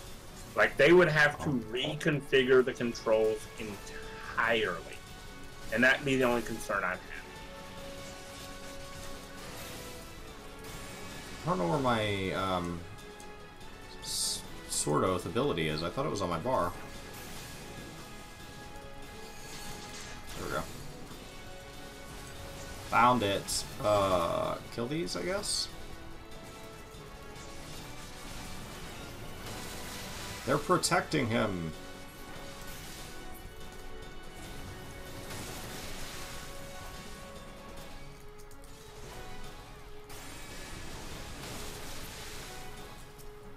Enough games. I will end you.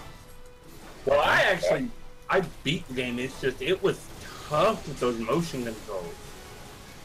Yeah, those motion controls back during Skyward Sword were tough. They pushed the motion controls to the limit.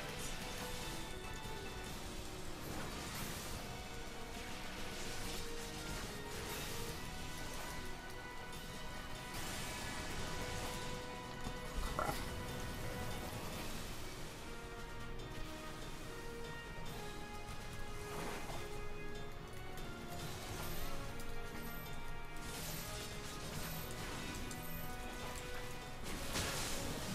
That's your Paladin, right, Chris? The one you're on right now? Yes.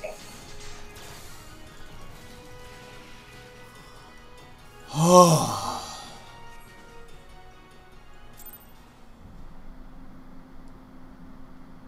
Got it. Nice, congrats. You see 5 spots left on my hotbar. How am I going to fit 5 more roll skills? I don't care.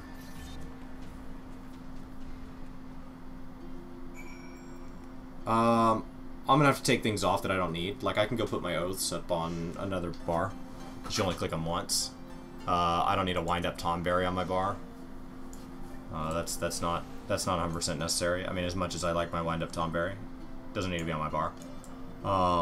I've got room. I'm a keyboard and mouse player. I've got 3 keyboards here. So, I've got all my keys, then all my keys with shift, then all my keys with control. And that's before you even talk about macros. I have no macros.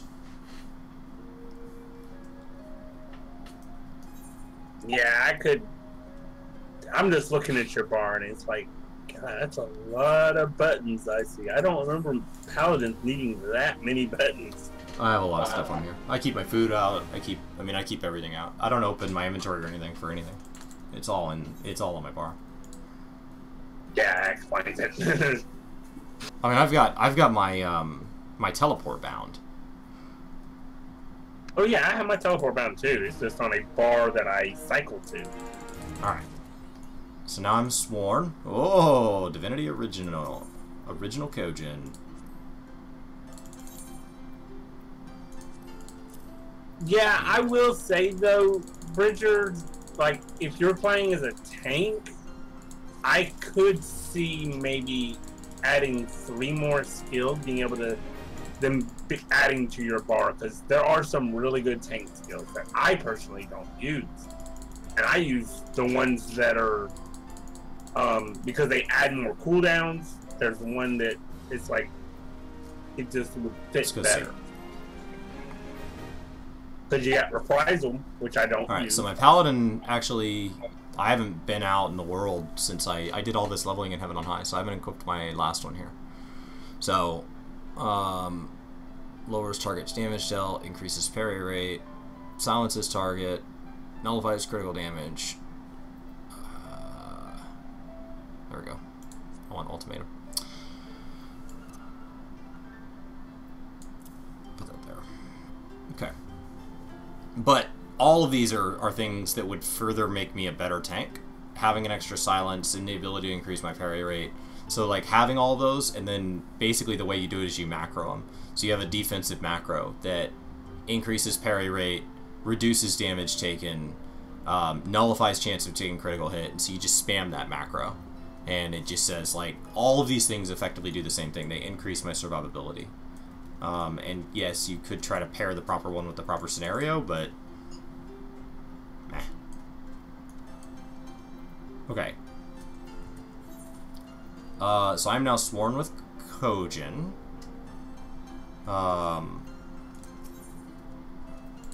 What all can I buy as sworn?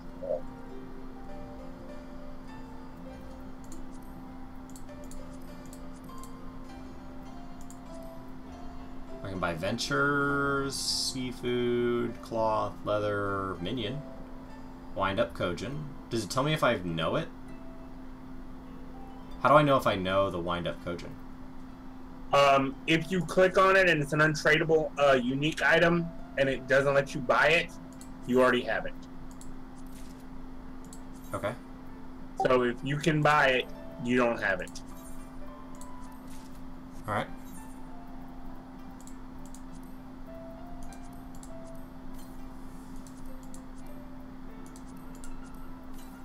So you're telling me if I go try to buy it right now.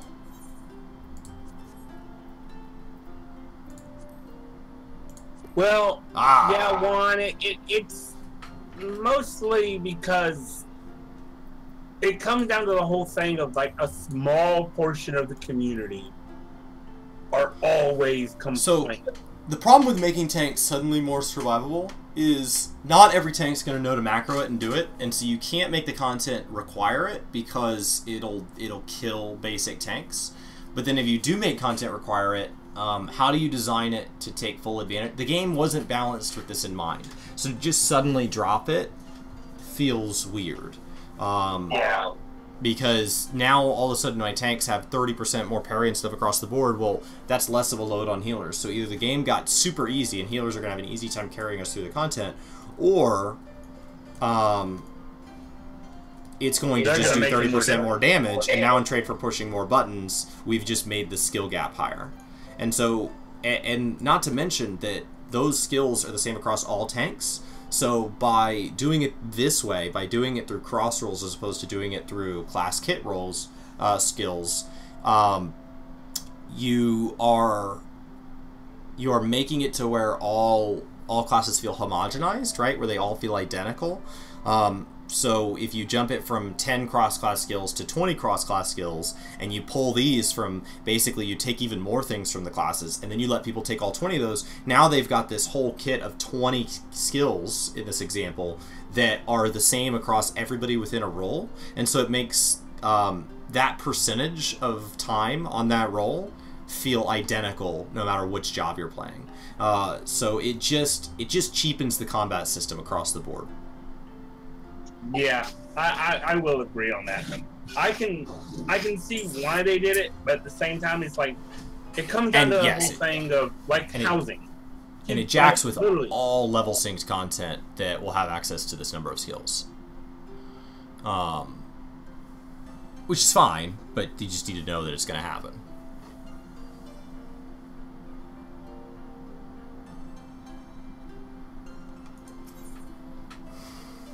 I don't know. Well, yeah, there are really good skills that you can't take now because of the limitation. But at the same time, those limitations are there, so the content is more challenging. But at the same time, I will agree on that. I thought on days that I reset, I got another round of dailies. Not for the rank 8. Oh, all right. The rank 8 does not give you I'll another. go on a leveling roulette then. That was quick. Gotta love being a tank.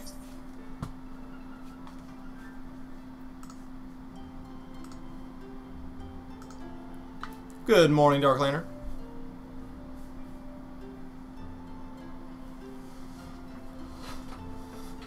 No, like, I know I get another one at 10 o'clock, Bridger. I thought, so for ranks prior to 8, when you hit it, you get to do the, so say you go from 5 to 6, you do the 5, you upgrade to 6, you haven't done your 6s for the day, so you get to do those. And then at reset, you get to do the 6s again.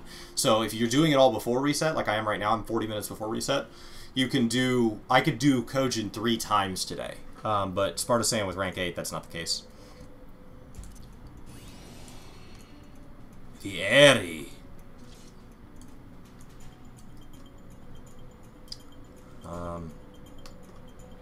Our red mage is viewing a cutscene. Yeah, it's just, I feel.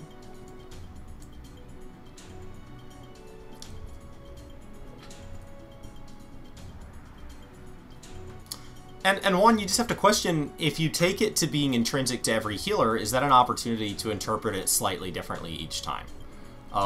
You know, one of them is 5% stronger and trade for 5% more cooldown and things like that. So by putting them intrinsically, like in each class's kit, do you have the ability to then say, this class has a tone, like this class has a theme, and we can push and pull to make this fit that theme, and make it fit the pace, and make it fit the feel of the class.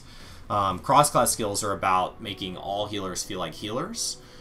So when you pull things out of the cross-class kit, it's an opportunity to shift it to the theme. By pulling abilities into the cross-class kit, you're saying, we intentionally feel that these are so key to healer that all healers should be identical in this way. And that's the push and the pull. So I don't disagree with the creation of cross-class skill systems. I just think that when you have 5 abilities of cross-class, that allows you to catch abilities that you feel your class is weak in. But when you have 10, it's like, okay, well, now there's so much... I could stack so much survivability on my tank from cross-class that I don't need to know how warriors survive versus how paladins survive. Because I'm just going to survive entirely off my cross-class skills, if I want to, right? I could.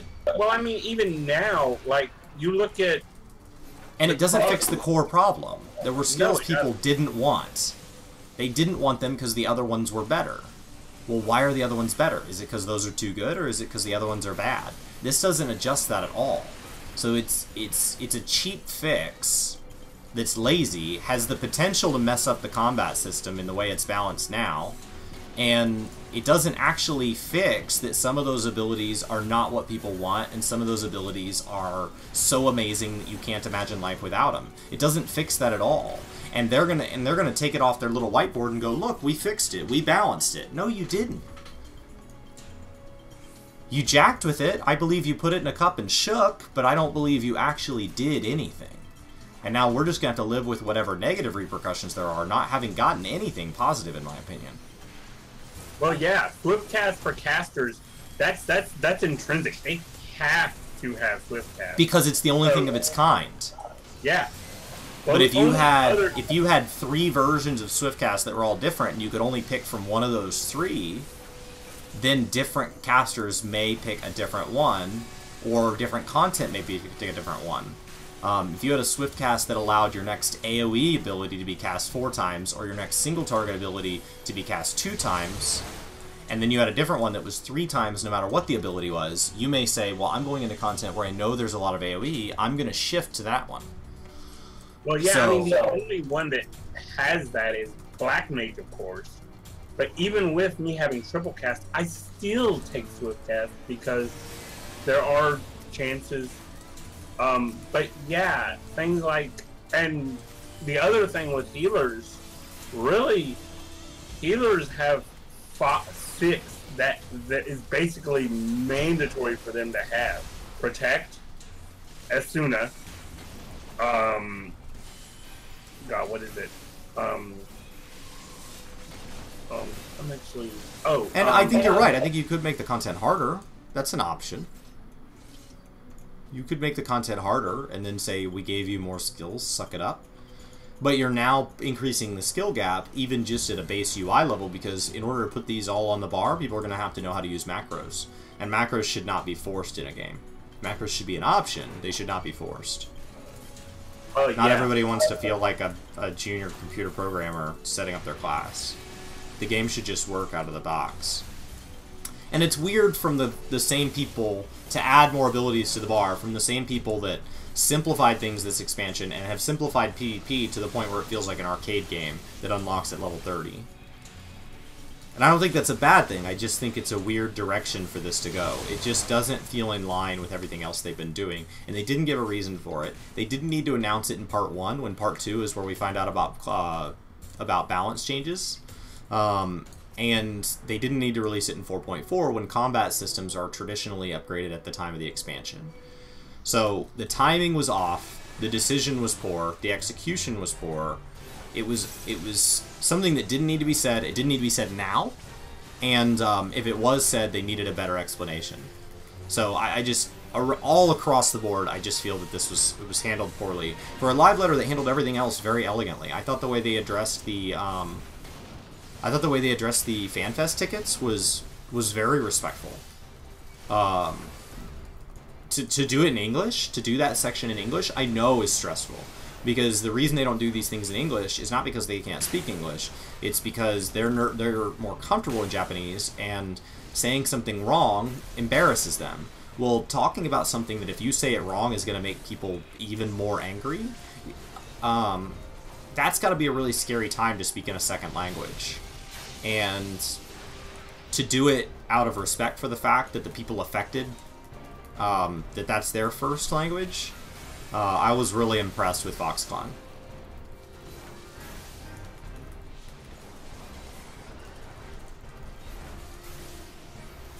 I think Hatsune, it's not gonna fix the problem, but it is a solid apology.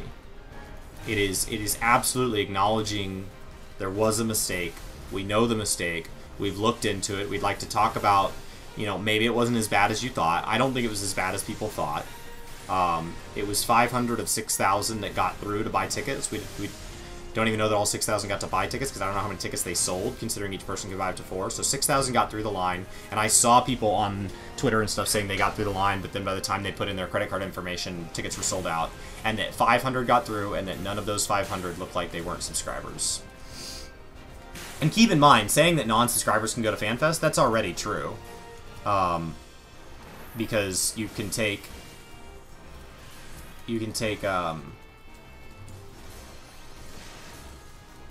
non-subscribers as your friends, right? I can bring up to 3 others with me, and it doesn't require that they're subscribers. I don't have to have 3 additional access codes. I just have to have mine.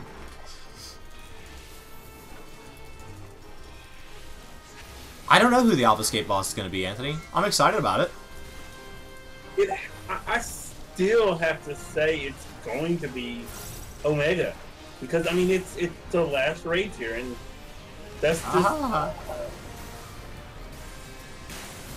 I mean, it kind of would be a poetic justice kind of thing. You're in Obfuscate fighting Omega, the beginning and the end.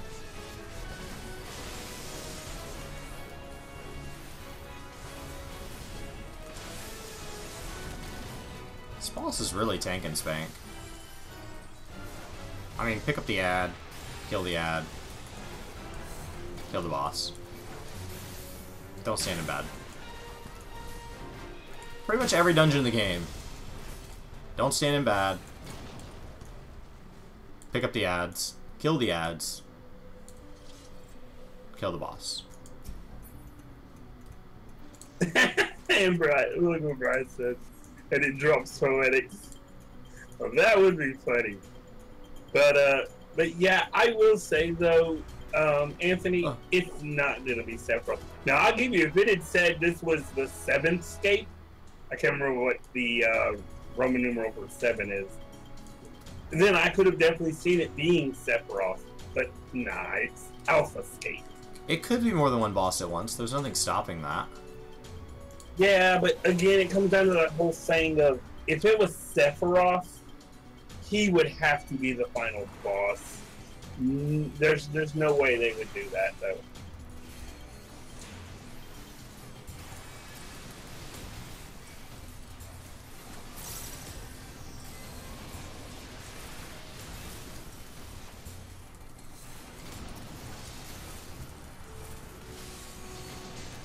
And down he goes.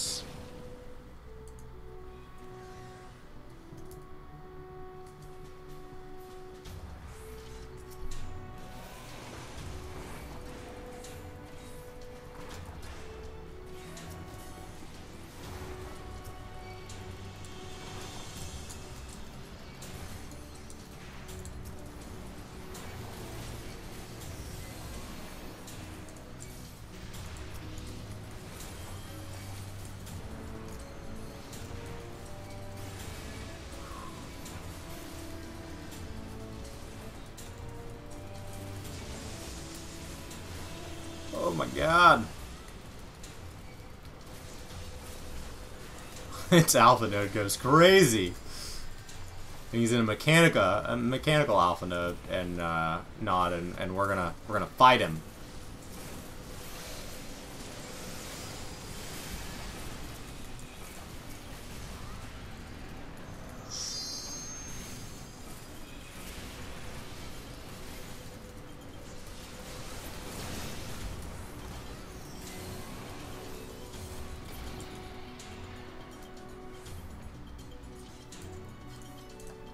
We go.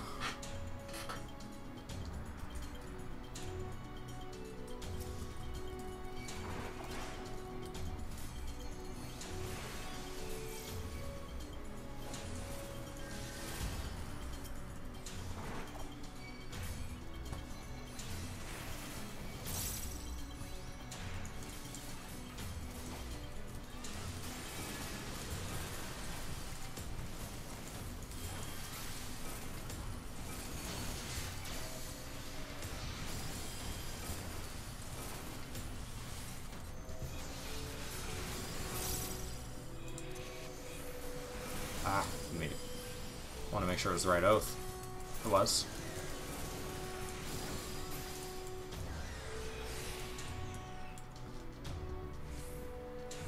Guess I could have looked up here. Minds blown. Alpha Nod and Omega have been in on it the whole time. It's a major story twist. We've been deceived.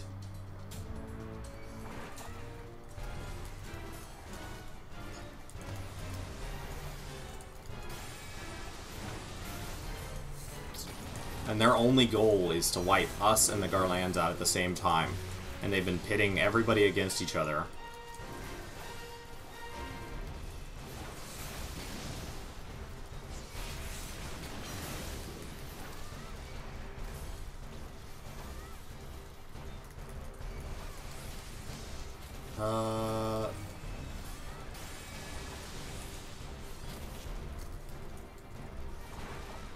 Body slam.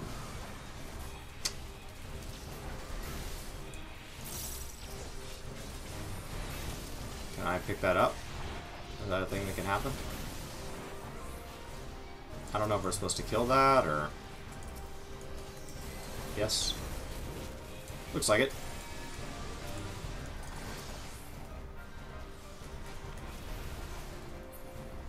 I'll kill it. Thanks for the help, guys. You know, honestly, the reason Ridley's just so upset is because, like, when this content was released, Ridley wasn't in Smash Brothers. And so, you know, they're spreading mustard gas through the world, threatening Nintendo. So, we'll never need an updated version of this dungeon now that they're in Smash. This mustard gas needs to die. Oh my god. I don't know what happens if we ignore it. I don't remember, but...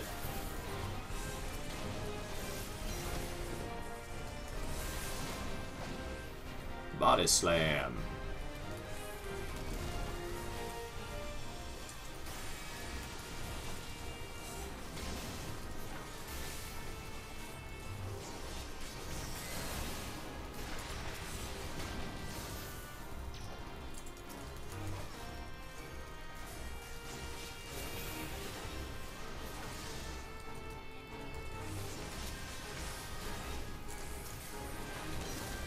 We're gonna have a real problem on our hands if we ignore that mustard gas much longer. Can a DPS please limit break? Is that a thing that can happen? Alright.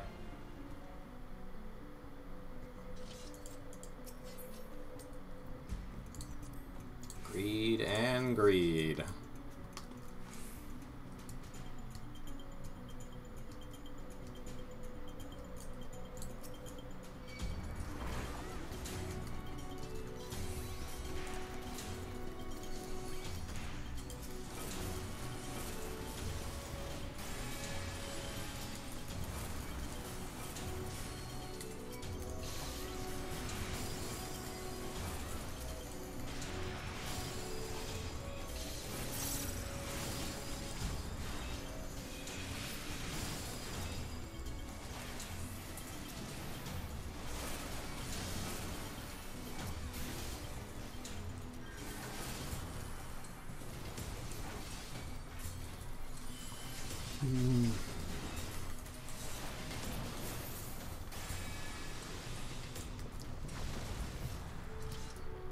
Yeah, that looks structurally stable.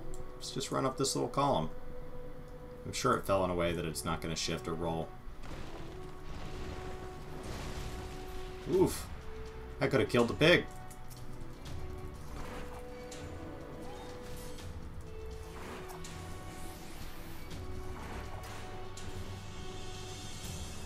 Wait, is this right? Looks right.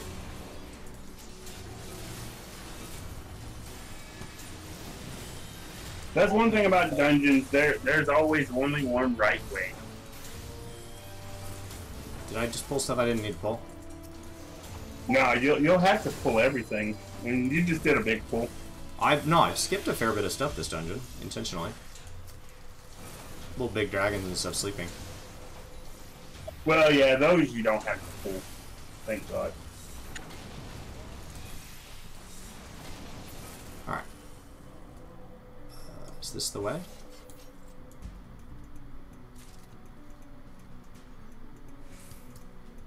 Yeah. It looks like the way.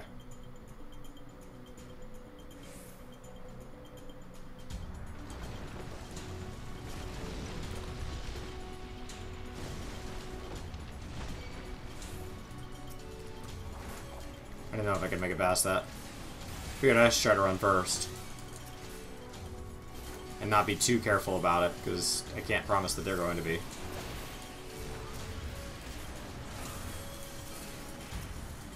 Keep tab targeting and trying to get to it. There we go.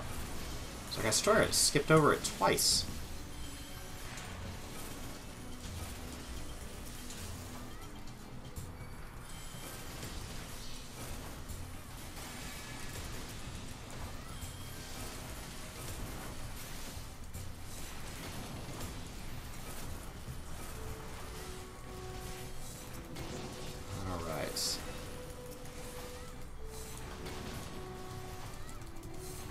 This is definitely gonna level me.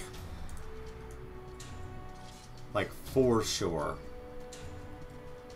Alright. Well, congrats on the level. I might level inside the content, which is always good. Yeah, because then all the bonus EXP counts towards the next level. Right.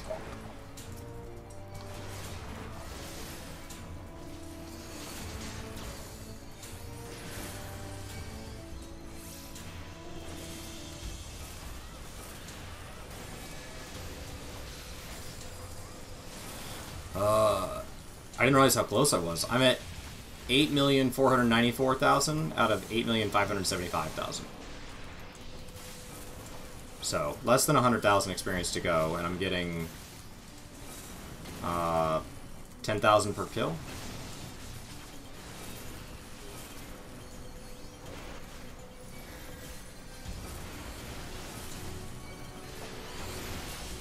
Really, 10,000 experience or 1,000?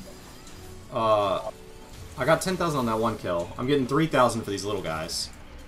Oh, But there was a bunch of them. Like I easily got 10,000 for that pull. All right, so now I only need 45,000 experience. But it's on the last pull. Yeah, that's fine. So, yeah.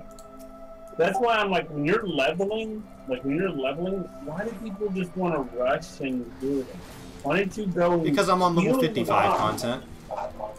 Yeah, but when you kill the mobs, I mean, I think if I've never tested it, but I think mob kill EXP, like in dungeons when you're level synced, it's still based off of the level you are outside. Yeah, but it's not the same amount of experience per hour as picking up the bonus. So like the best thing you can do is pick up the bonus in as few minutes as possible and then come back tomorrow. Like that's the smallest amount of slash played you can put on a character during leveling. Is grab your bonus, grab your leveling bonus, and then don't play that character again until after reset. And then grab your next leveling bonus, and just do that every day until it levels.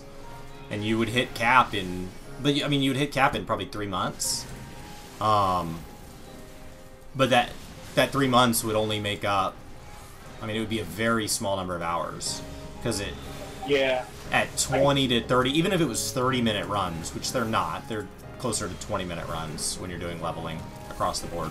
Because occasionally for leveling and stuff, you get tossed into really, really fast stuff. So let's say it's, 25 minutes. What's 25 minutes times 90?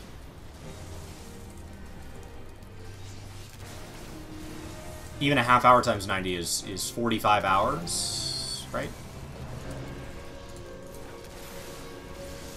2590 is... That's not even 2 days of playtime. 37 and a half hours. So, yeah, so you're looking at a day and a half of playtime. And you actually know your class because you've been doing it in dungeons. Now, because of the way level sync works, you may not know all of your skills that well, because if you continue to get pushed into low content, you only know the skills that are available in that content. But, yeah, there's no way you can level up. Maybe Battle Leaves keep up with that? Battle Leaves are pretty quick. No, Battle Leaves do not in any way. Like, you can go run one Fate, and it equates to something like 5 Battle Leaves. Battle Leaves are literally the worst. The other thing is, if you're doing your leveling roulette every day, you're getting things like give out your comms and complete your leveling dungeon and stuff. You're getting those challenge logs every week, so you're probably doing it in less time. All that too, as well. Because that character is going to hit multiple challenge logs a week. So yeah, I'm just doing the math in my head. So like, when I was leveling, I leveled an Astro on another character. I went from 30 to 50. 30 to 50 is the 1 to 50 grind is the worst, because the only roulette you have is the leveling. But you could actually get, so doing about 5 or 6 hours a day. Oh, I was not supposed to be standing there. Don't stand there. You could probably get about, get to 50 in about a week. And then once don't you're stand there. 50, that will kill you. And once you're 50, it's it's tough to see, it's tough not to, because you got all your roulette things. It's 50 wins, all your big roulettes, your main scenario, your leveling, your raid, all the major roulettes unlocked at 50.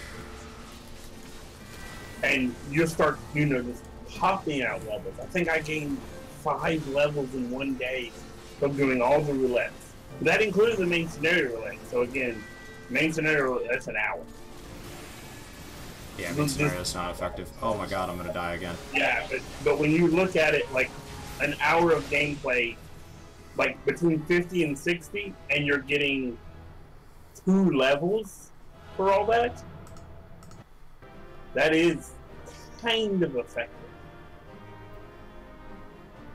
To a degree.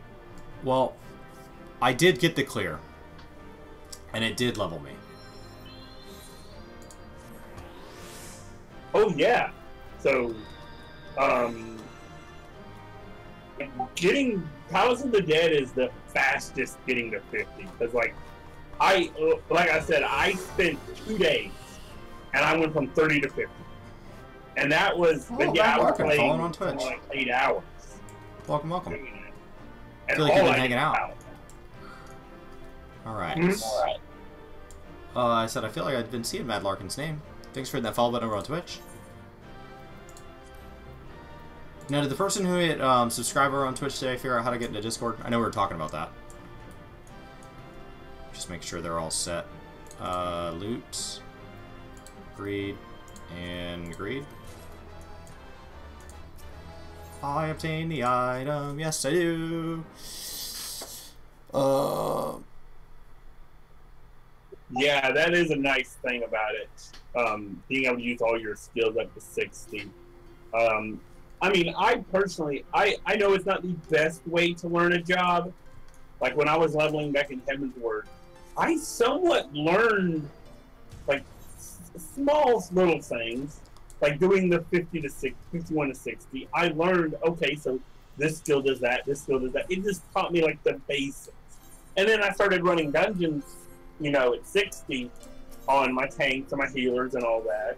Like my healers, I had pretty much learned them before. One second. 265 is interesting. Alright. So that's everything I wanted to get done today. Let's go back to Mist. Yeah, that's everything I wanted to get done today.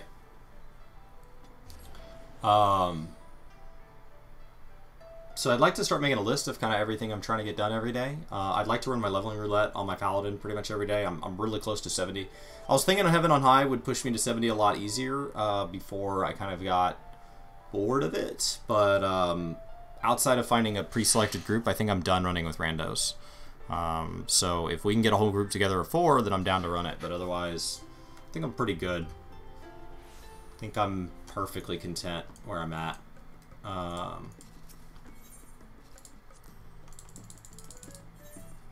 I am looking forward to getting into Pagos. And I think in Pagos, I'm going to try to at least get my warrior stuff upgraded. And then maybe I'll consider starting to upgrade my paladin stuff to go with it.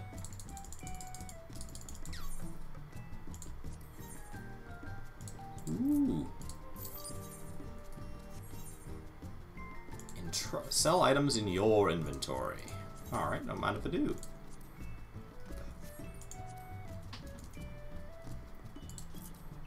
This one has so little stuff listed. Let's go ahead and just check on these prices.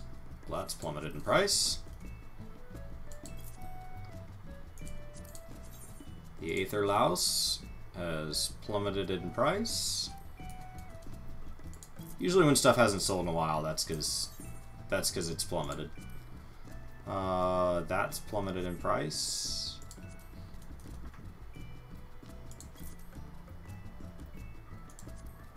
Oh, it's Tuesday. I need to go do my dome and reconstruction.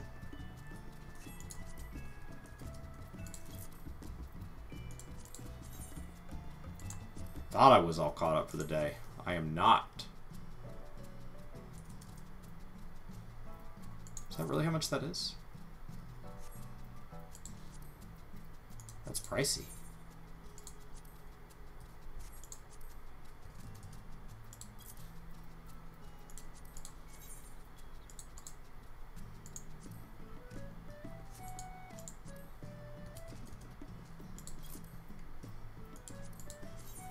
Got all this random stuff. Whoa! Grade 1 Mind Dissolvent. When applied to items such as battle gear, this alchemical liquid will dissolve away any minute amounts of aether aspected elements.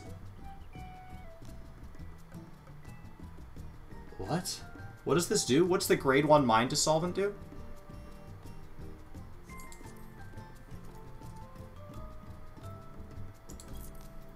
Listed. That's what it does. It's listed. 7,300. And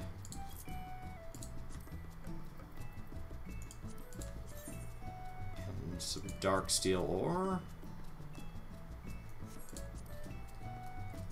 Thought I was gonna put that together on my blacksmith, and then I didn't realize how high it was, so we'll just list it. I don't remember what I bought it for. Could be losing money, could be making money, who knows.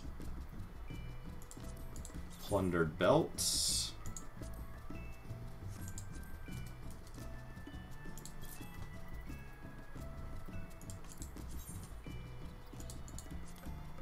Beast skin blood. Regular sand.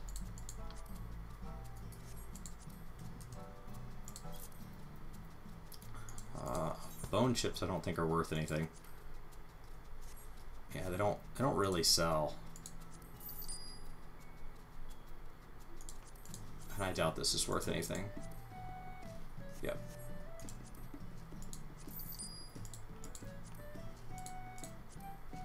All right.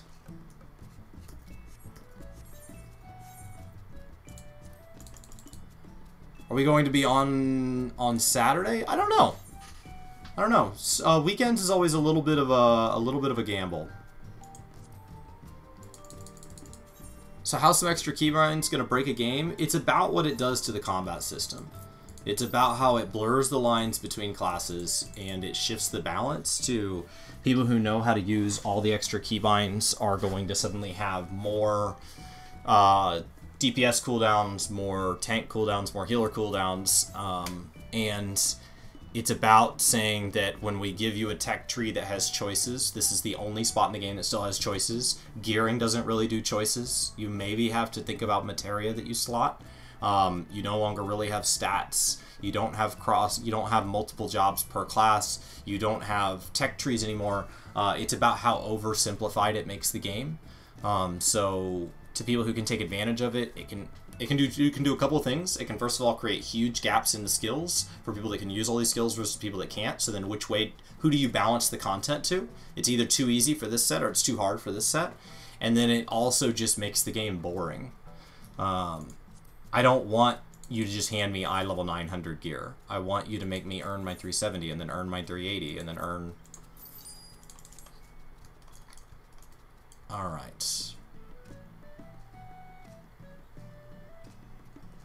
And let's see. It also makes the game a little less casual for controller players having more skills, which is one of the things about this game that they've always been very careful of, is taking care of controller players. On to the Dome and Enclave. And Enclave is getting an update in 4.4, so it'll expand again, and they're going to open up fishing there, it sounds like. That's what was kind of hinted at in part 1. We'll know a little more in part 2 when they start to show screenshots from things and gameplay and all that. So, adding a fishing hole there is interesting. I wonder if you'll have to unlock the fishing hole if it's like the water's all mucked, and so right now if we go out on the docks, like maybe lore-wise there's no fish because like all the construction that's going on. But as we if we run out here to these docks. Maybe you can upgrade these docks, so maybe everybody can fish out here, and maybe only after you make the docks a little bit nicer. I mean, the docks are in pretty good shape. Hard to say. Jonathan, subscribing on the YouTubes, welcome. Alright. Let's do my donation basket. What do you want? first of all, I like to always clear out my little bronze pieces.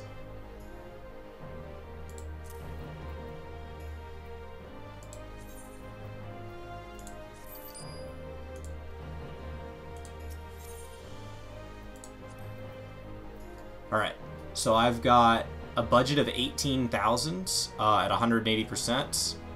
18,300 is the number to hit, but we got to keep in mind that you're actually getting 500 times 1.8 now, so I'm getting 900 each. So 18,380 divided by 900 is 20.4, so we need 21. So let's split this off into 20. Oh, we can't do that here. That's so dumb. Alright. Split this off into 21. And then go to the donation basket and donate this. Donate. Donate. Are you sure that's what you want? Yes. Okay. I've now capped Domin Enclave for the week. I didn't start doing this the first week, so like I'm a little behind everybody else. Maybe by a couple weeks. Alright, so you've got your 20,000, and everybody else is happy in the whole world. We'll go back to Mist, because I prefer to log in Mist. I just feel more comfortable logging in next to the house. It's where I like to start my day. So it's best if I end my day there. And I think that's it for Final Fantasy today. So I did all my daily stuff. Right now we're kind of in a lull waiting for 4.36 to drop, which is not until August 7th.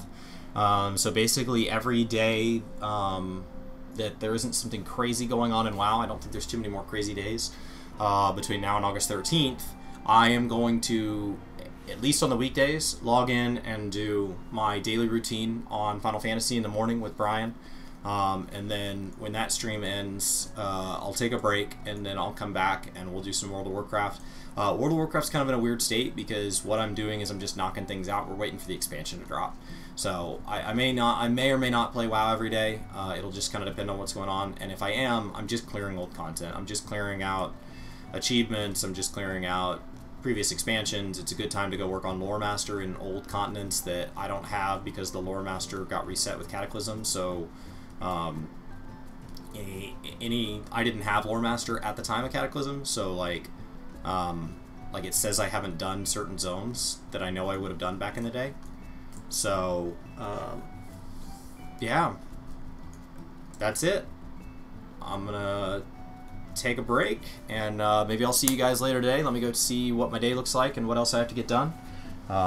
I do have something going this afternoon and have some other errands to run, but I would love to play some WoW today if I get a chance. Maybe I'll see you guys there. Thanks for everybody hanging out. Welcome to the new follows, both here and on Twitch. And thank you to the new subscriber over there on Twitch. We do appreciate it. Hope you guys have a fantastic day, and I'll see you next time.